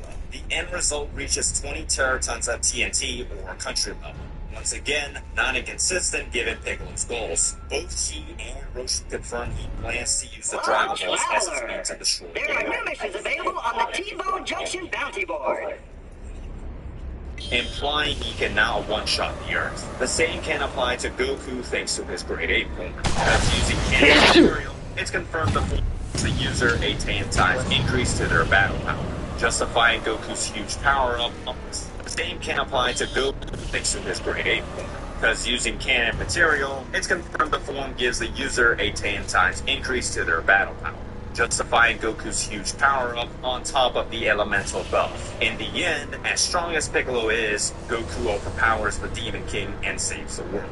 Well, not really. But hey, an impressive durability feat, I guess. Now, while this is where the movie ends, Evolution Goku's journey has yet to end. The Evolution tie-in game decided to expand his adventure just a little bit. There's a few exclusive content to come out of the game, mainly from the arcade and story mode. For the arcade, you can play the entire roster of characters from the film. Most of their cutscenes are typical banter between fighters, though a few of them have unique endings that unironically hypes up their power. For example, Chi-Chi's ending has her last opponent be Goku. She trained so much that Goku ultimately lost. Oh, but it gets just as silly. In Fu Long's story, it somehow gained independence, then turned against his master Piccolo, ending it as the victor and freeing its brothers from control. In Grandpa Gohan's story, he somehow comes back to life and successfully takes out Piccolo. What about Goku, I'm sure you're not saying? Well, in Uzaro's ending, Goku and Uzaro battle for dominance, ending with Uzaro coming on top and erasing Goku for good. Pretty dark if you ask me, but that's not his only death. In Piccolo's ending, unlike the movie, he does succeed in taking down Goku. But it does get canceled out in Goku's story, as he too can take out Piccolo. This time, Piccolo telepathically warns Goku of his eventual return. Piccolo does return, now in the form of the Piccolo, the Super Net, apparently getting some power up and wanting revenge on Goku. In his arcade ending, he does just that, and once again takes out Goku along with his friends. Bit of a sad note to end off, but no worries, because the story mode has a proper setup for Evolution Goku. The game decides to recreate the film events, though it also includes novel-only material. An example would include the lore of Piccolo that was not stated in the film. There are also some minor changes in scenarios to support Goku's scaling. The first change is Grandpa Gohan versus Piccolo. Unlike the movie, Piccolo allows Gohan a chance to challenge him, impressing the Demon King, but will still outmatch despite his efforts. Next, when Goku faces Roshi, it's someone to shut up. Unlike the movie, an impressive durability and a sign of Roshi's superiority over Goku. Then we have more proof of Goku outclassing Chi-Chi. They both have a sparring match, but even when holding back, Goku falls her easily. After that, remember that jump feat Goku does? Well, this time, he successfully jumps out of the entire 30-foot pit and fights Yamcha. This means he now breaks that jumping record again by a 5-time difference. And then, on the climax, just like in the novel, Piccolo take Roshi's Kamehameha on screen. Even before that, Goku battles Piccolo before transforming. Much like the others, he too cannot phase Piccolo, but much like the film, after channeling his grade 8 powers and base, Piccolo knows his ki increased. Losing but surviving, of course. Finally, the game has one last extra story after the main campaign. Goku has a brief sparring match with Chi-Chi, but much like her arcade ending, he loses. Though his reason was that he let her win. Lame excuse aside, Neo Piccolo arrives for revenge. Roshi comes in and helps Goku battle the Demon King and his minions. Roshi says thanks to his training, Goku can erase the Fulons without lava via the Kamehameha. So Roshi decides to hold Piccolo off long enough for Goku to take down those fodder rejects. Then Goku challenges the improved Neo Piccolo in one last battle. Of course, Goku is the victor and ends Piccolo's reign of terror, now solidifying himself as the Earth's strongest warrior in Roshi's belief. You might say, the world's strongest. Just like the thumbnail. In conclusion, Evolution Goku is stronger than I and most people would give him credit. Regardless, low ball for attack potency, he's for sure at least wall level. It's not surprising since most of his feats on screen are nothing noteworthy. His death outlier doesn't help either, especially when Goku later can survive being flown across stone pillars. But that's often the concession when it comes to most live-action adaptations. Mid-ball, I guess around multi-city level, thanks to scaling to a suppressed exit, with his feats and lore effect on society on a global scale, as well as including novels and the game tie-in to have it put up a decent fight without any odds. Goku is for sure country level, thanks to beating Piccolo at his max power and due to beating Neo Piccolo, who is stronger than before. Does it somehow make him large country or continent level? Unlikely, but I won't argue if you disagree. We only know he doesn't go beyond planet level with the evidence given. As for speed, it's also straightforward. Low ball, Goku's combat speed is at least subsonic to supersonic level, due to having feats and scaling to surpass human reaction, plus dodging bullets. Mid-ball, Goku's speed reaches maximum hyperspeed plus level, mainly due to the novel saying ground level on heavy lightning speed attacks. Finally, Highball, Goku peaks at faster than light. Again, only because the novel says Roshi has speed of light attacks. And what with Goku surpassing Roshi with his monkey powers, it nicely places him here. That's only if you agree with the interpretation being literal rather than figurative. Otherwise, this Goku unironically peaks at supersonic level if we disregard those statements. But that raises a question that will be asked. Can Evolution Goku beat his manga or anime count? At the lowest level, OG Goku will come out on top. V2 has performed every feat Evolution Goku has done, from his speed to his strength and better durability against guns. On top of having tricks and gadgets, even at their highest stats, OG Goku still stops. Sure, Evolution Piccolo can blow up countries, but OG King Piccolo can blow up the planet if he wants. He scales beyond Roshi, who can blow up the moon, and Manga Goku surpasses his master after drinking the Ocean Divine water, then beating the Demon Sun, who can blow up a moon. Speed is just as bad. Sure, the novel implies light-speed combat, but Goku performs light-speed feats, like dodging a laser-based attack or dodging the light-based solar flood technique. He also dodged lightning before turning into a team. Goku only gets faster by the time he faces Piccolo Jr., not to mention having better combat experience, more abilities, and superior ki control. Frankly, Evolution Goku is a watered-down version of Manga Goku, but it's not the worst matchup you could come up with. Now, Hercule Saiyan versus Evolution Goku. Well, maybe that's for another time. Personally, it's kind of surprising how almost accurately they portrayed Goku's power. That doesn't really justify all the other creative decisions they made, but there's no denying how much of a negative impact this film made towards Dragon Ball and anime in general. If there's any lesson you can get from this video, it's to acknowledge the good and the bad. I love Dragon Ball as much as the next guy, but it's not a perfect franchise. The best way to help a series become greater is by setting it up. That way we can prevent another evolution failure from happening again. So who knows what the future has in store for the series. For now, I'll simply ask this. How strong do you think Evolution Goku is? Did the novel perhaps overhype his abilities? How far can he go within OG Dragon Ball? Leave your thoughts in the comment section below. Look out for more Dragon Ball content coming soon.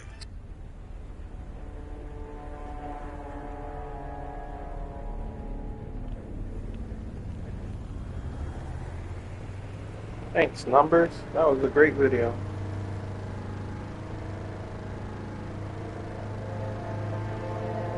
What's this one? Chances are, if you were an anime fan who enjoys watching anime content, you got this video recommended to you. The title is ranking literally every single anime episode. Sure. No, that is not the title anymore. It got changed. Now it's ranking literally every single anime that I've watched. That title change seems to be designed to avoid the egregious breaking of the YouTube guidelines, so I don't blame Kimbo Slice, the creator of the video, for changing it. If you're like me, you probably saw this title at Thumbnail Foundation, saw through how blatant and misleading it was, and decided to watch some other video. However, there are many others who decided to give it a shot despite how absurd it was. And well, people are not too happy with the video. There is a mountain of criticisms I've seen on Twitter, the comment section, and on TikTok, which piqued my curiosity. I decided to check out the video for myself and see just how valid the criticisms were. It turns out, the video was far worse than the video.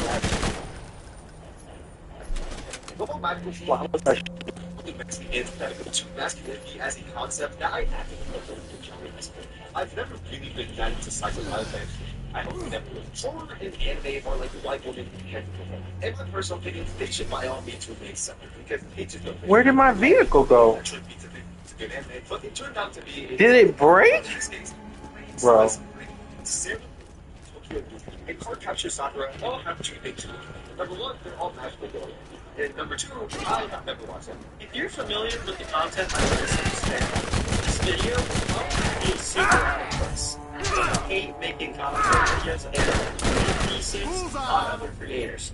My channel focuses on my experiences and pieces of art, my main goal being to engage my fan base's critical thinking, my name most likely. When I watched portions of this video, I was so disgusted at the lack of care for the art form and the disregard for the viewer's time that I felt like I had to speak up. As someone who's passionate about creating video essays and shows I've watched, I felt that I could illustrate issues with this video that people have failed to mention up to this point. While I think it's fair to note that I haven't watched the entirety of this video, I think the majority of the criticisms I have of the video and Kimbo Slice are well argued and applicable. These are my thoughts on the worst anime video I've ever seen. To start with the thumbnail video, I think we need to go back to the title and thumbnail. Let's start with the thumbnail since I touched on the title and the intro already. The text in the thumbnail states, "This video shows first and played." That would mean this video entered production for us sometime in 2016. If this plan is true, it's incredibly impressive to have stuck with the project that long and finally see it completed. However, I have my doubts. Judging by the fact that Kimbo's channel was created at the end of 2020, and his first upload was 2 years after that, I'd argue it's highly unlikely that this video has been in production that long. What I think is actually plausible is that Kimbo started watching anime with the goal to complete different genres and categories back in 2016, and realized he could turn this process into videos later. This might seem like a uselessly semantic argument, but I want to stress how intentionally misleading this video is to get people to click on it. And it's not like Kimbo needs to resort to this strategy. He's made videos in the past that deliver on the promise made in the title and thumbnail, and he's received an insanely respectable amount of views doing so. Despite this, he still released the video with the title, ranking literally every single anime ever. This title is outrageous for many different reasons. For starters, there's my car. Covers around 500-ish anime entries, which is an absurd amount for an anime video essay, but comes nowhere close to delivering what was promised in the title. For those unaware, My Anime List, the most popular anime ranking website, has roughly 60,000 entries on it. While these entries aren't all equal in terms of length, they are all considered anime and were added to the site. The fact that this video had the title it did and covered less than 1% of the anime catalog on this site is ridiculously to ensure your mangled corpse remains preserved for another lifetime.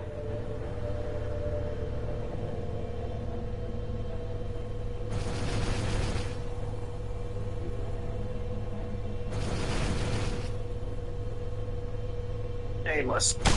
Also, countless different shows that people were expecting to see that are decently popular, but were not present for one reason or another. This leads to another major That's what I gotta do. I gotta get different section media 420 so that I can play this game while 420. Looking at Kimbo's channel, it's clear that he intentionally targeted specific genres and categories that he finds enjoyment in, which I find perfectly reasonable. Watching every isekai, watching every sci-fi, watching every shonen. Everyone has their own preferences, and I don't expect everyone to give every type of anime a shot. What I do expect is that if someone has these strong preferences, I don't claim to be an expert. I say that because I smell it somewhere. Kimbo makes several claims. Ooh, I'm about to lose this vehicle in 3, 2. Oh?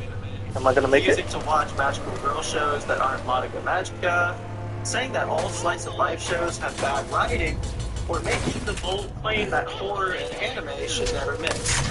These comments feel like such a reduction of so many great anime that should be included when making the claim that you've watched literally every anime. It's incredibly frustrating to me and many other viewers who clicked on this video that Kimbo completely writes off shows before even starting them, because they don't have the correct demographic label that he's comfortable enjoying. Dismissing an anime because of the genre or the demographic is not a valid criticism, it's just a description. If Kimbo were to provide an explanation for why doesn't enjoy it. Why is it blocked? Instead of stopping at what genre it is, I think many people, including myself, would get significantly less frustrated. But again, these statements are a blatant betrayal of what was promised in the title. Where's my... Yo, Kimbo, where's my... in case you're watching, here's a quick tip. Those demographic labels that you seem to be super attached to always work in the right thing. Demographic label comes from where a work was released, not just based on the content the manga/anime provides.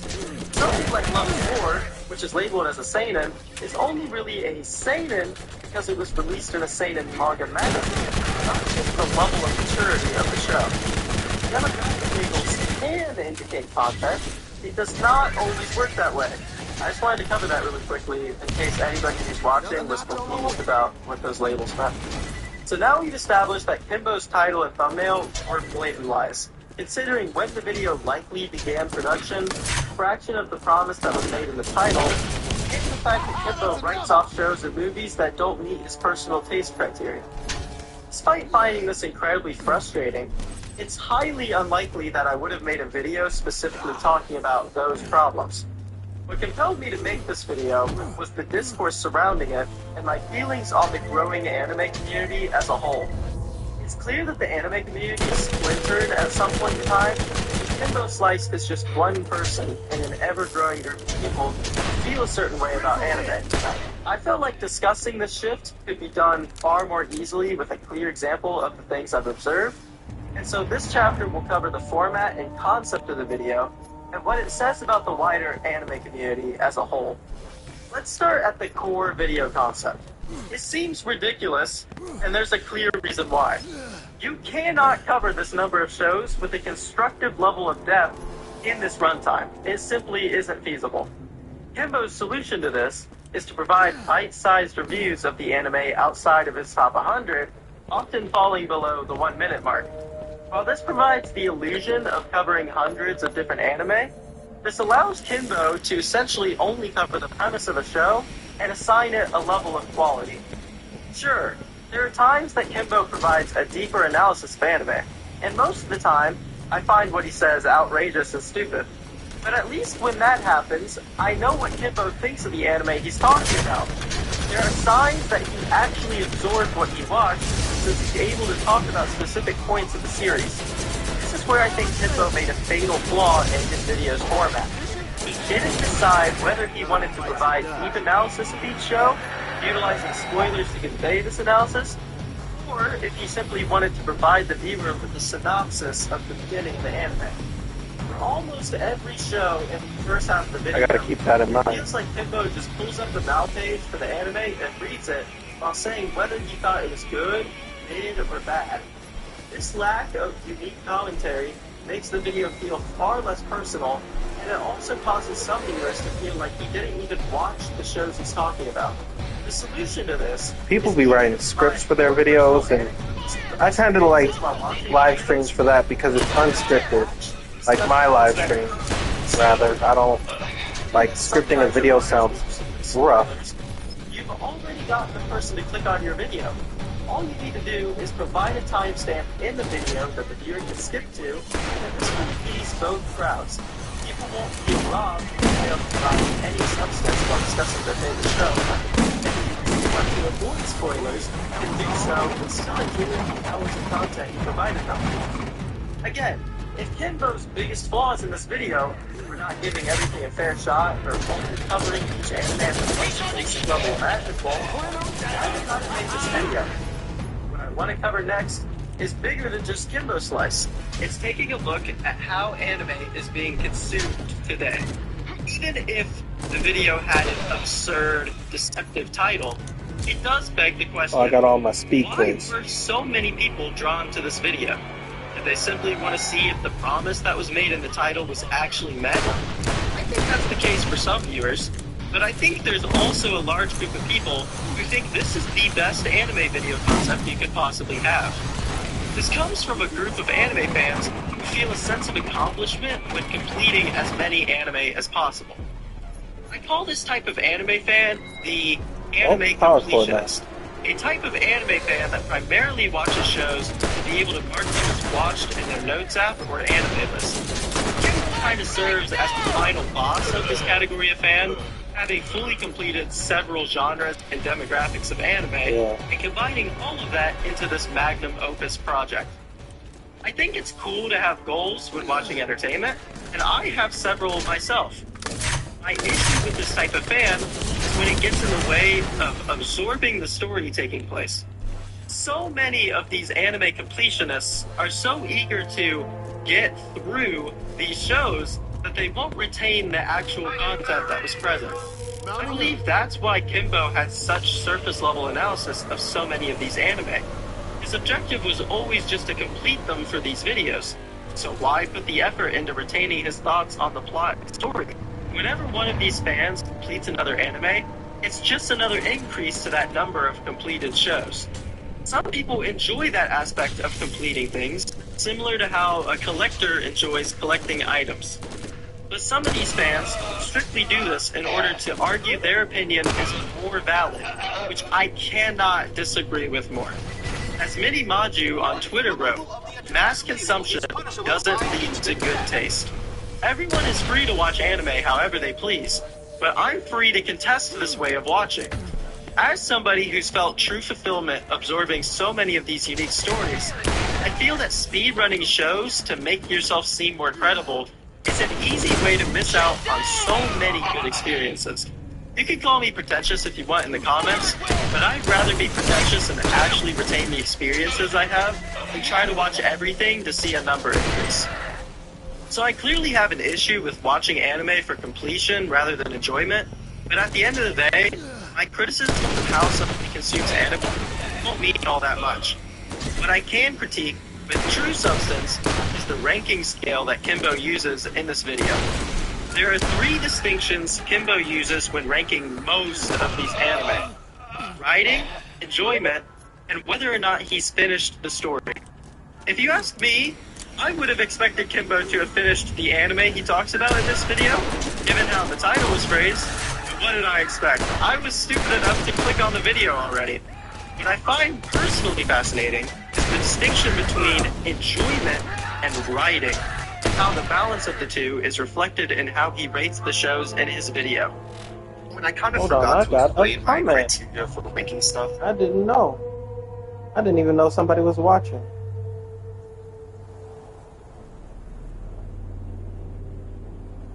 Hello, person. Blue eyes, white dragon. I have an issue with aim as well, but if I'm not genuinely enjoying white dragon. Oh, anime. Okay, you talking about the video I'm listening to. Me. No, that wasn't me talking. That was a video. My bad. I've been listening to videos in the background. I wasn't aware that anybody was watching the stream.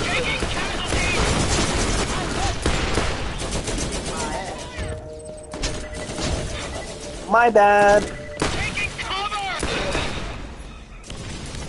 I agree with a lot of the points he was saying, though. That's...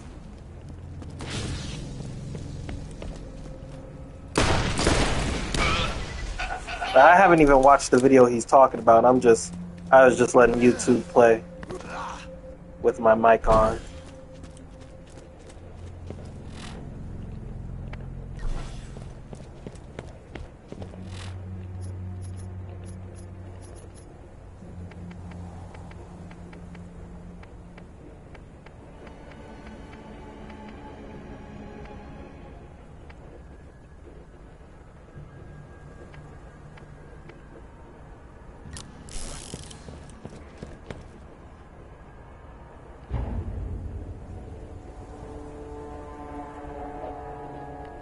Well, welcome. I'm glad YouTube decided to autoplay my video. Yeah, I'm over here just playing some Borderlands while I wait for Borderlands 4 to drop. I'm gonna clear up some of these save files, get these missions done, and maybe try and platinum them. I might platinum Borderlands 1 today, later. So, but welcome to the stream. Enjoy while you're here. I'll be listening to videos on YouTube in the background, so that's what you'll be hearing most of the time until I start talking. So it's simple. It's just 50% based on writing, where I try to rate it as objectively as possible, and 50% based on the enjoyment that I personally got from it. And the reason why I decided to do it this way is because obviously I have my own biases. Like, if I had my way, every single harem show would be shipped off to the lowest tiers, irrespective of quality. But I also wanted the list to feel less robotic and make it so I can inject my monkey brain subjective takes into the mix. This distinction is strange for a few reasons. The most notable of those reasons has to be the lack of a definition for the term writing. Writing could mean a number of different things, but he almost I never hate drifters, refers to bro. what writing means in any of his reviews, and he even leaves out a number for some shows regarding writing. I just find it peculiar that the specific category of storytelling is included in his rankings and has the same power as enjoyment. Kimbo is allowed to have whatever ranking scale he wants. I just wish he spent the time to define what he means by writing, or include why it's a separate ranking criterion in the first place. Alright. It's time to tackle the elephant in the room. Kimbo Slice's Top 10 Anime. A group of anime that he coined the Untouchable 10. Alright, looking at this list right away, it's clear that there are a number of popular giants in this list. You have shows like Hunter x Hunter, Attack on Titan guys. I'm so sorry. I accidentally put the top 10 list of a random person I found on TikTok on the screen. I hope you can all find it in your hearts to forgive me for this error. Jokes aside, many people have criticized Kimbo's top 10 list because of how generic it is. In fact, I've seen several people make the claim Oh, that's this doing top nothing. 10 list Why? could be made by somebody who's only watched 10 anime, which is certainly not a flattering thing to hear. By far, the biggest pushback I've seen from defenders of Kimbo Slice's video is that having Attack on Titan as your favorite anime series of all time is a normal thing, and he shouldn't be attacked for it. I don't get this mindset. I really don't. Because why is an anime being popular automatically make it worse? Mainstream animes are usually mainstream because they are good. And if I'm being completely honest, I kinda agree with them. Okay, hold on. Let me clarify what I'm trying to say. I think having a top 10 favorite anime list that seems generic to longtime anime fans is completely reasonable. Not everyone has the time to watch deep cuts, and some people naturally gravitate to things they know they'll enjoy. I understand and appreciate that not everyone consumes this hobby I love in the same way, and it honestly makes for great conversations where I'm able to learn about both someone's opinion as well as the type of person they are. The problems that I have with Kimbo's top 10 list are the presentation and implication behind it. Calling your top 10 list the Untouchable 10 could simply be referring to how ahead of the competition they are in your mind. However, this could also be saying that these 10 anime are objectively great and they are untouchable because of the status they have, which is a concept that I fundamentally disagree with. While that's a smaller complaint of mine, what I think is a more valid and bigger criticism is how this top 10 looks to viewers of the video. Saying that these 10 anime are untouchable in a video that covers hundreds of anime that many viewers haven't even heard of makes it seem like the medium isn't worth exploring. Let's search for an anime that you can personally fall in love with. If you're still here, Blue Eyes, this is Cortez video titled, quote unquote, literally, the worst anime video ever. No doubt Kimbo enjoys these anime. If it is his genuine list, I'm happy that he If you enjoys wanna many of the same anime ever go that watch I it, like, found for yourself. So much joy watching. I just really wish he presented this part of the video with a little more care, showing me how his top 10 would be perceived as somebody who's watched as much as he has. So here's where I'm at this Kimbo Slice video. I feel like I've done a pretty good job of portraying thoughts on the video of this type, as well as the misleading aspect of the video, and how I don't like how it's packaged. At the end of the day, okay, I'm an anime ranking channel myself. I enjoy ranking watching anime. I enjoy hearing people's opinions, no matter how bad I think they are. I have bad opinions. Why not check out some of his opinions, some of these shows that people haven't really mentioned on things like Twitter and TikTok. And so I think we're going to check out my personal favorite top 10 anime series list. Look at his thoughts on all of those, because as far as I know, he's watched all of them. And maybe watch the other ones, we'll see. Alright, so here's my anime list. I have my top 10 favorite series here. Obviously, I have my favorites, but these are like individual seasons. It's different. So let's start with, you know, my all-time favorite anime, Monster. 9.5 hours in, we got Monster. Alright, right away we got 9.5 writing, 9 enjoyable. I was just like, why is this even a distinguishing factor? I do think Monster's writing is spectacular, and if you want to give it credit for that, go for it. But I don't think this is the distinction that needs to be made. Monster is about Ted. Has saved countless lives in his successful career as a surgeon. You'll find as Ted was seated, he's a pure evil. A psychopath means. As Tenma sees it, is he going to cover that he's killed a bunch of people? You know, because he's like a murderer? A lot of things to lie. But to Tenma, in my extension, the audience, someone can indiscriminately believe death in Okay. It's kind of dumb, that always leaves us wondering if that interpose is not true. In his journey trying to kill monsters, does Tenma become one himself? Slow pace doesn't equal fast. Sometimes it feels like people use slow pace with nothing happening. So 10 on 10 riding and you'll want to peak villain. Although if you came here looking for some gory action, Monster is not where you should be. Okay, I have a few thoughts on this section. Okay, well, first of all, the actual content of what he was saying, like his actual review, was spoiler-free, I'd say. However, I'm probably going to have to blur some of the footage he was using, because there are blatant spoilers there. I don't know if this video was targeted toward people who have watched all these series, or if they're newcomers looking for new shows. So cheesing there. They smell so good. 10 out of 10. But it's 9.5 on the title card. Like, had this opinion shifted over the years that he's been working on the video? We also need to just break it down. What did he say about the show, ultimately? I'm sure he chopped it up for fair use, but he said it's about Tenma, how he views Johan. He's like a surgeon. That's like the synopsis of the first episode.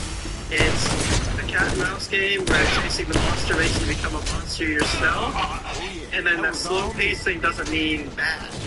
I could get all of that if I opened the mouth page for Monster and I saw the score and I saw the synopsis.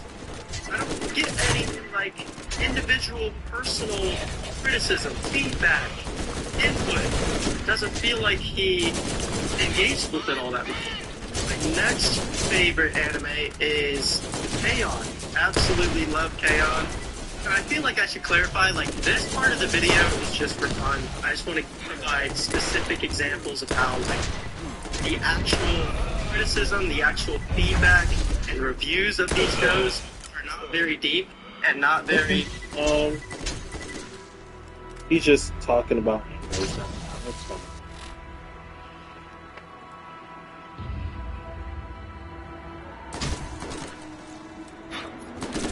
Pause that, kill these guys, and look for me another video to watch, because that's what I do.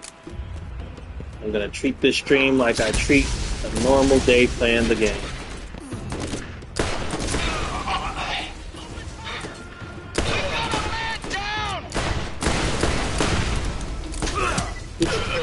Thank you.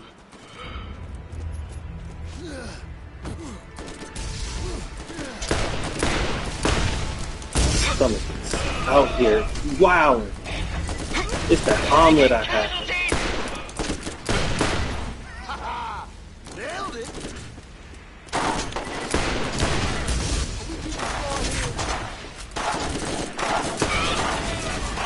Another one. It's like having another soldier on the field. Another notch on my whip. My stomach is definitely telling me I'm not going to be playing the game for that long.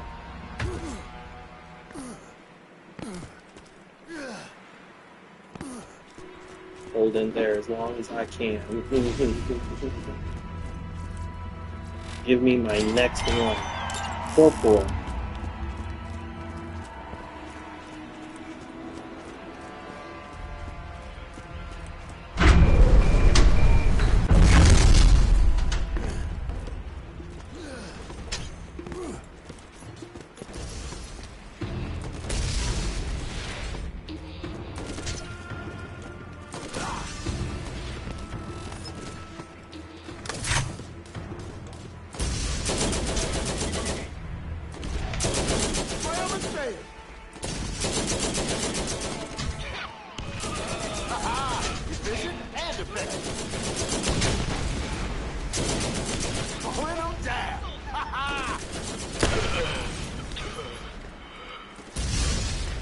Yeah, no. My stomach said no. Kill these people, hurry up and get done. That's what I'm gonna do. My stomach is actually saying go now. I'm saying kill these people. See how long I last. Bro.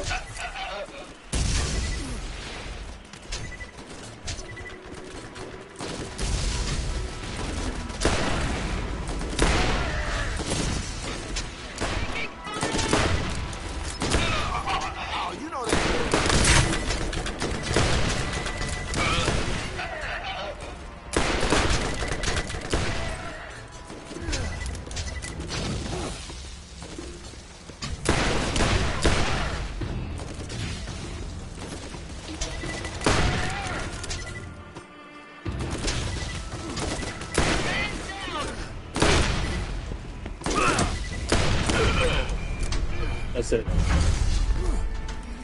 Oh, there's a guy in the middle. Oh, it's a jet guy.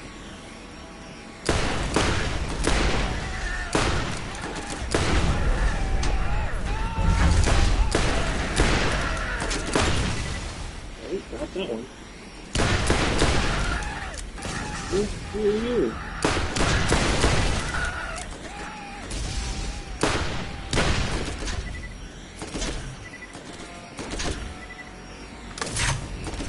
I ain't got time for invisible enemies. I love this damn thing. Come on, kill him. Mowing them down. Is that it? It's not. But I can't. So enjoy the party. I'll go do my thing.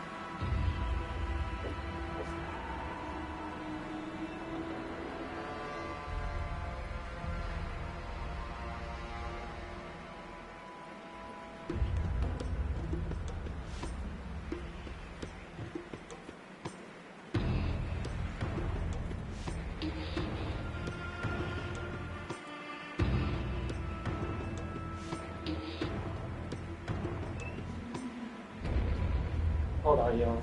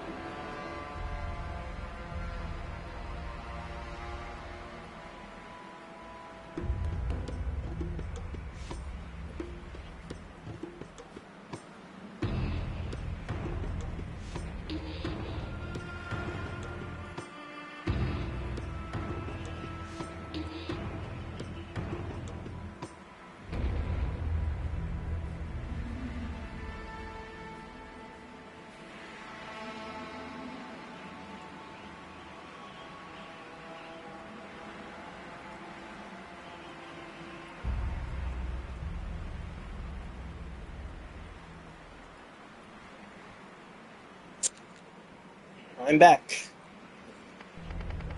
That was a struggle. Let's see. It's like having another soul.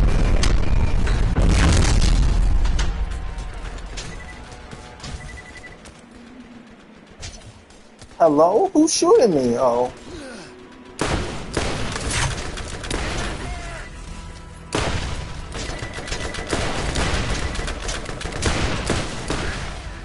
Bro. Drop. Shit.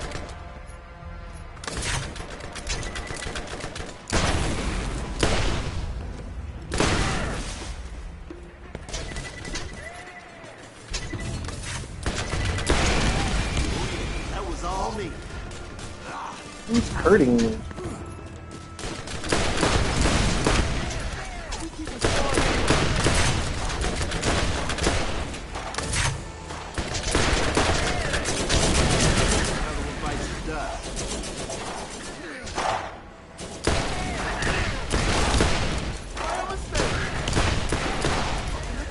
Nova shield is wild.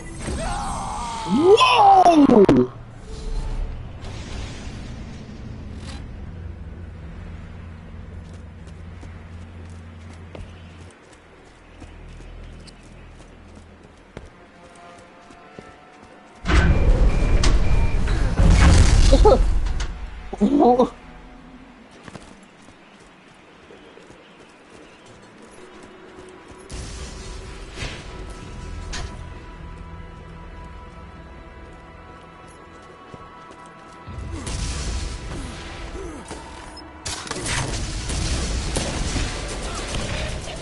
Mission and effect.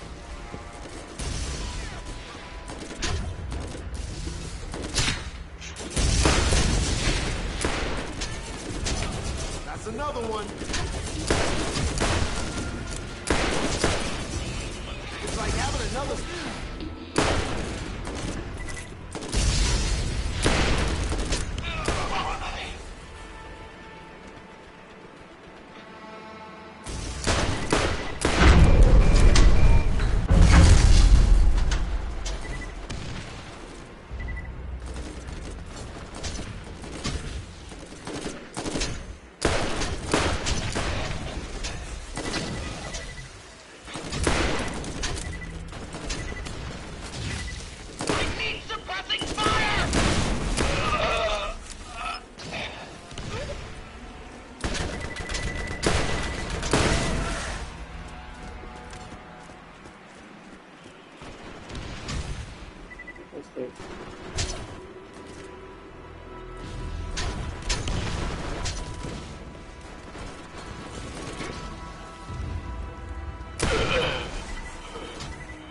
Siri, open YouTube.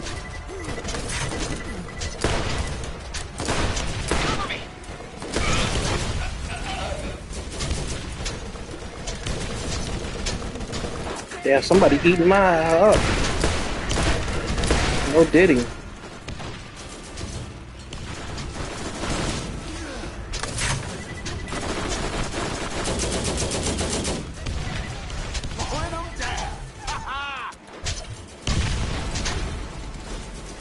Let me make sure I stay out of the streets.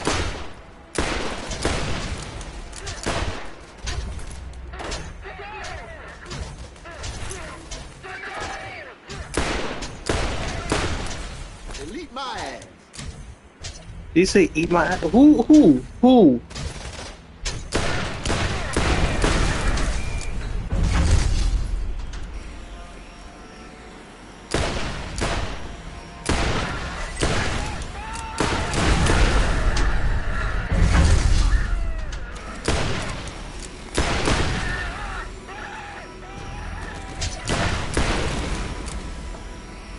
They use this to...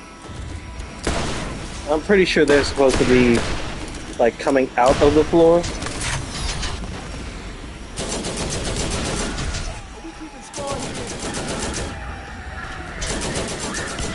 I love this damn thing.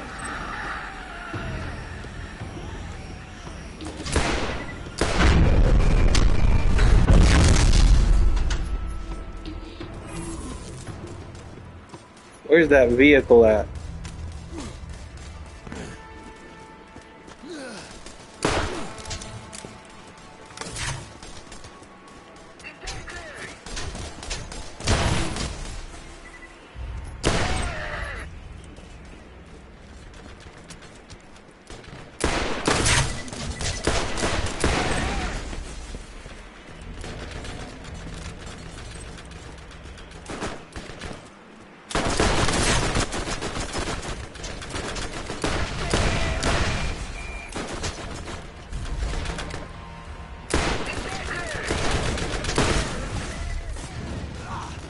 There it is.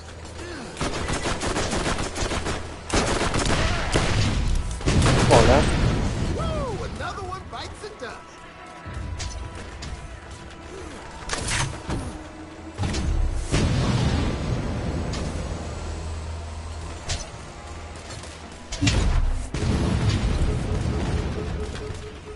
That's doing a lot of damage. Another notch on my whip.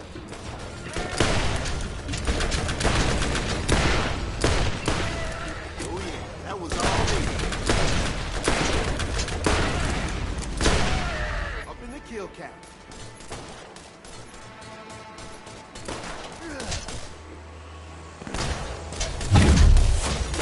Oh!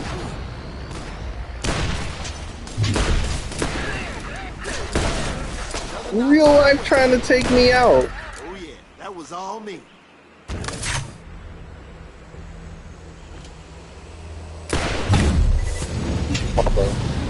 Like, what are you doing?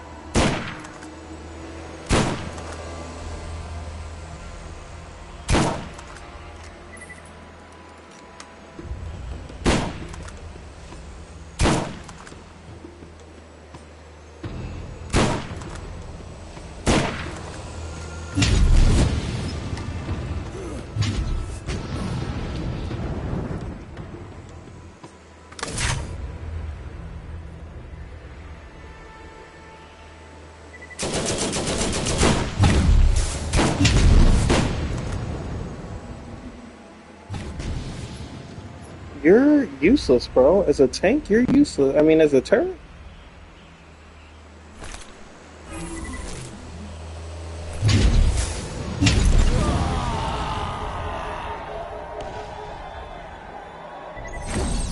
I hope that counts.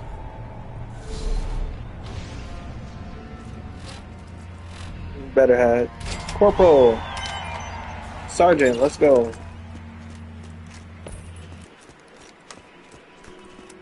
The fact that I died in general is crazy.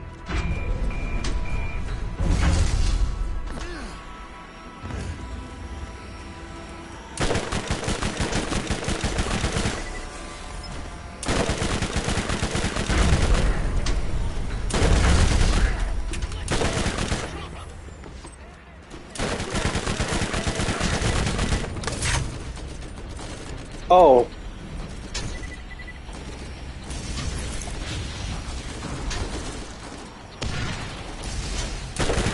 Did not kill him.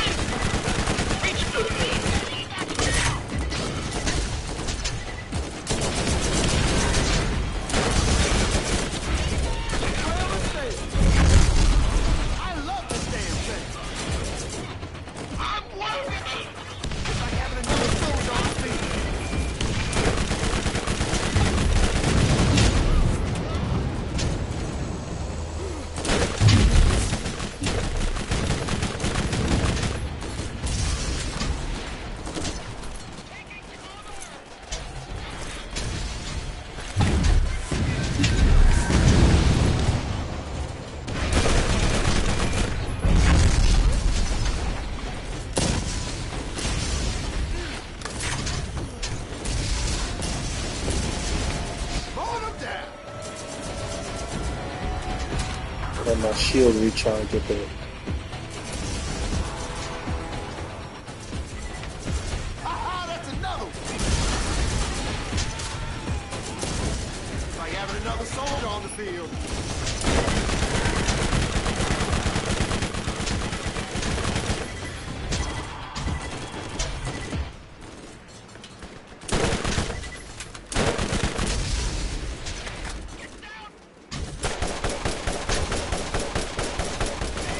Another one bites the dust.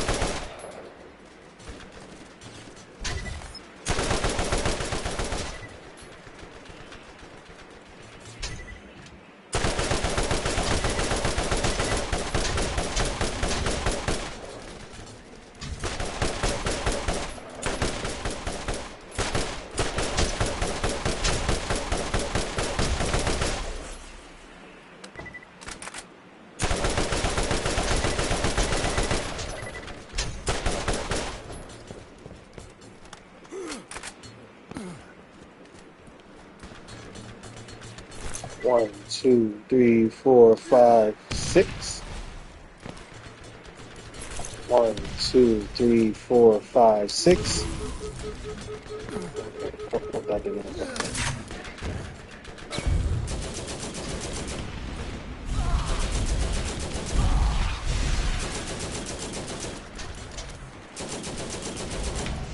Mowing them down. Ha-ha! Ha-ha! Efficient and effective. I love this damn thing.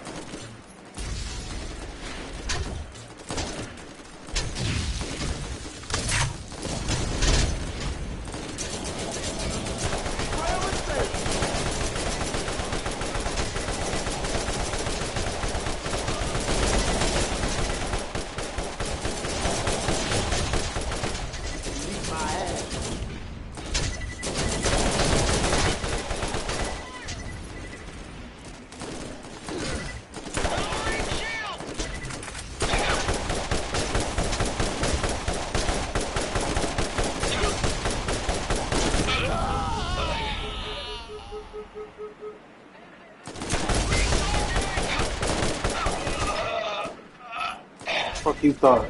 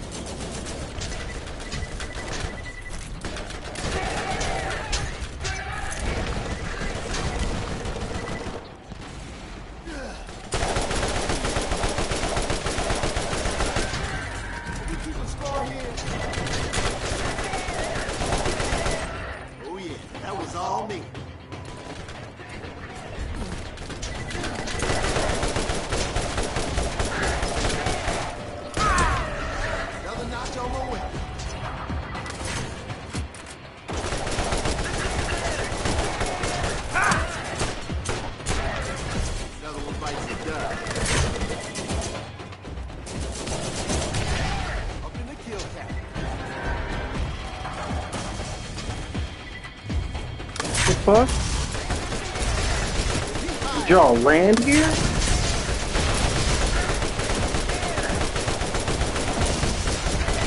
Oh yeah, that was all me.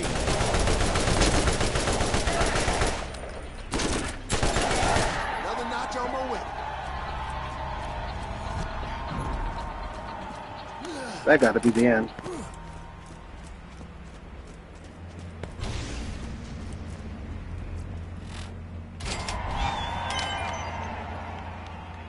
Medal of Duty. Okay, this is it. The final challenge. I am playing. So I'm X Crimson Wings.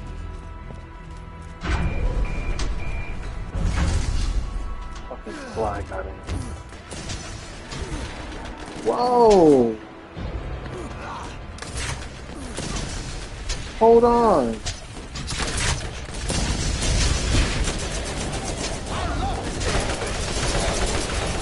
It's like having another soldier on the field.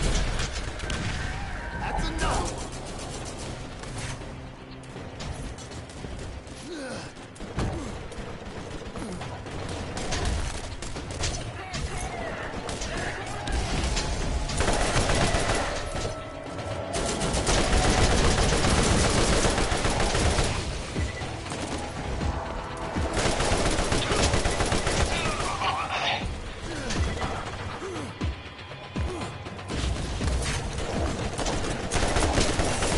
Recharging shield!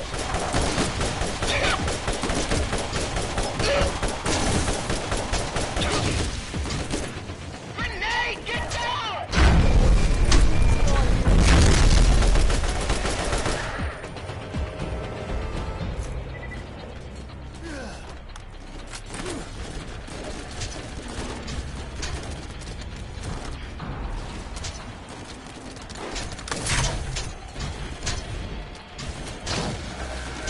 Long way. Asshole. Shield down!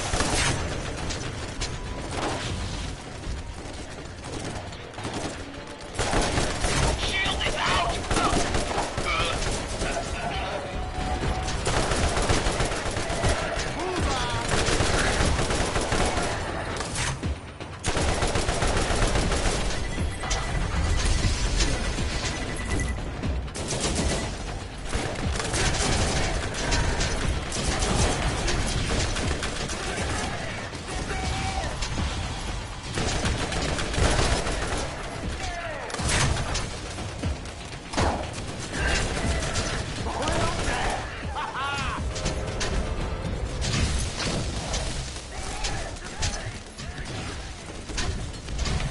Woo! Another one like this.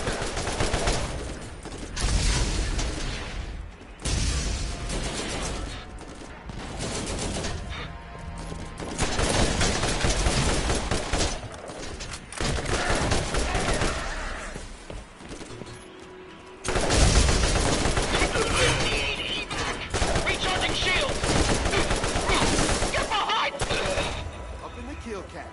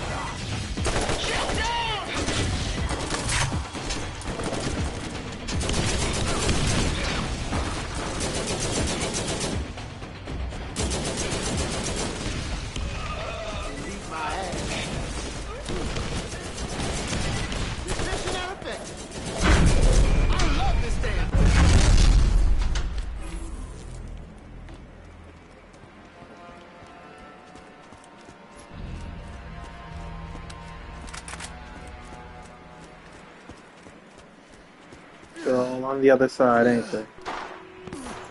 Yep, right here.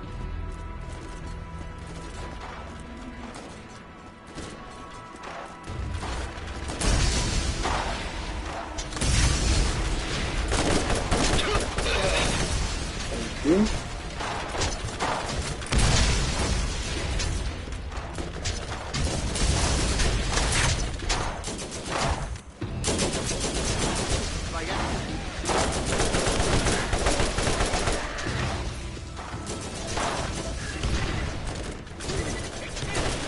That's another one.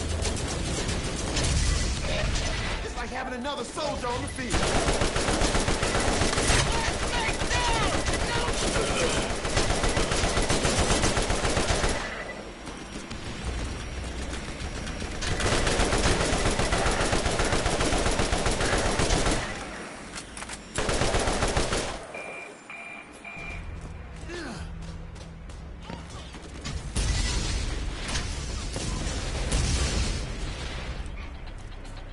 There's a lot of them.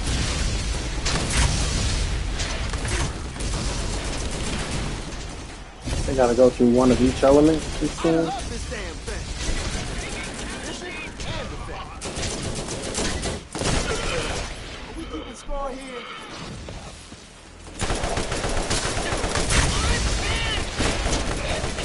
Woo! Another one bites the dust.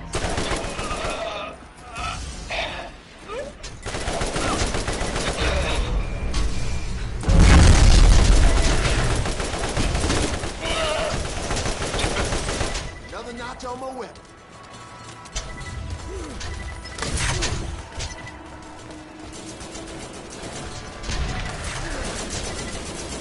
Mowing them down. It's like having another soldier on the field. Ha ha!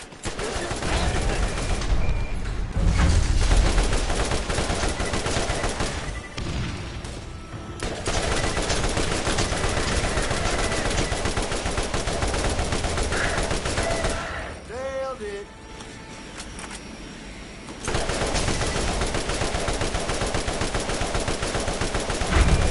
Oh yeah, that was all me.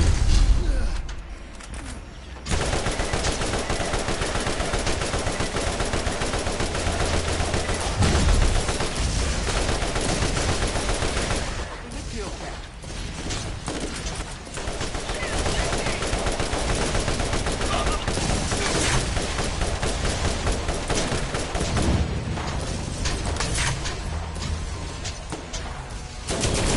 I love this damn thing. Shield is down.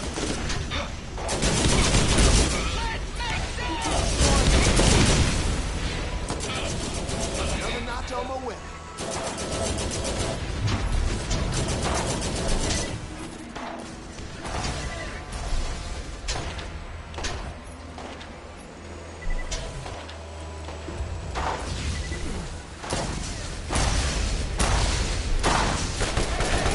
Oh yeah, that was all me.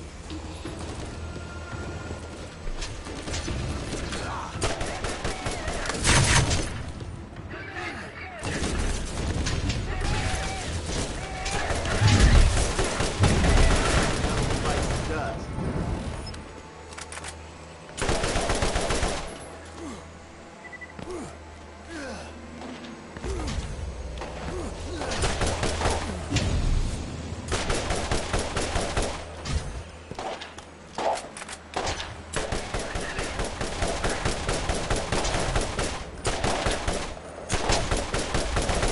Elite my ass.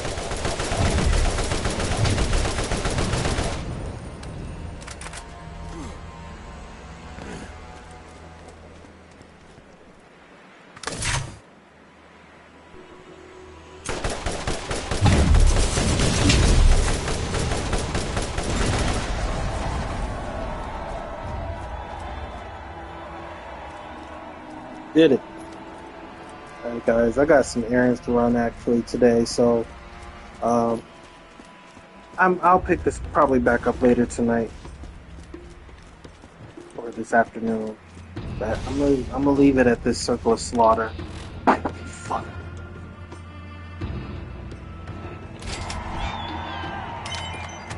That's it. Cool.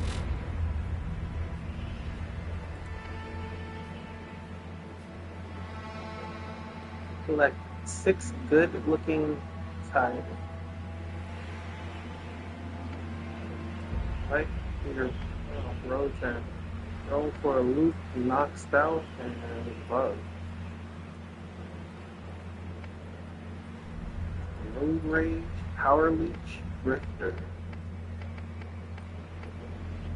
Spa versus spa. Wanted, dead. What? This one I did all of them.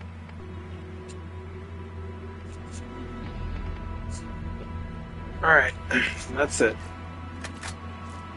What's out here? Sunken Sea. I know there's a trophy for the biggest bullet.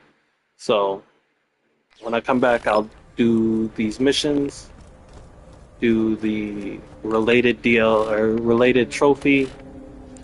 Then I will probably hit up Borderlands 2 after I platinum it. After I platinum this, because let me see. I have how many trophies to go?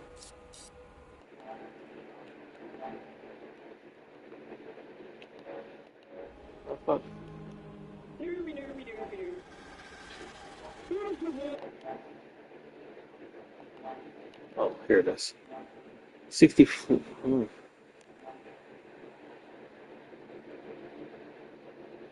I got like 4 trophies to go in here. A hidden trophy, which is about being on a boat. Yeah. So either that's the Tannis event, or it's getting to her boat. Can't we go beyond Thunderdome? Oh, can't we get beyond Thunderdome? Yeah. That's going to be the hardest one to get. And Speedy McSpeederton raced around the ludicrous Speedway. Can't do that one. So 3 trophies there. Zombie Island. Gotta complete Brains, which clearly I've done. Clearly I've done it. Helburbia.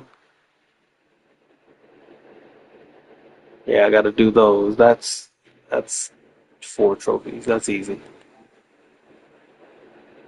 Invincible. Killed Comrades. That's not happening. Loot Midgets. Not happening.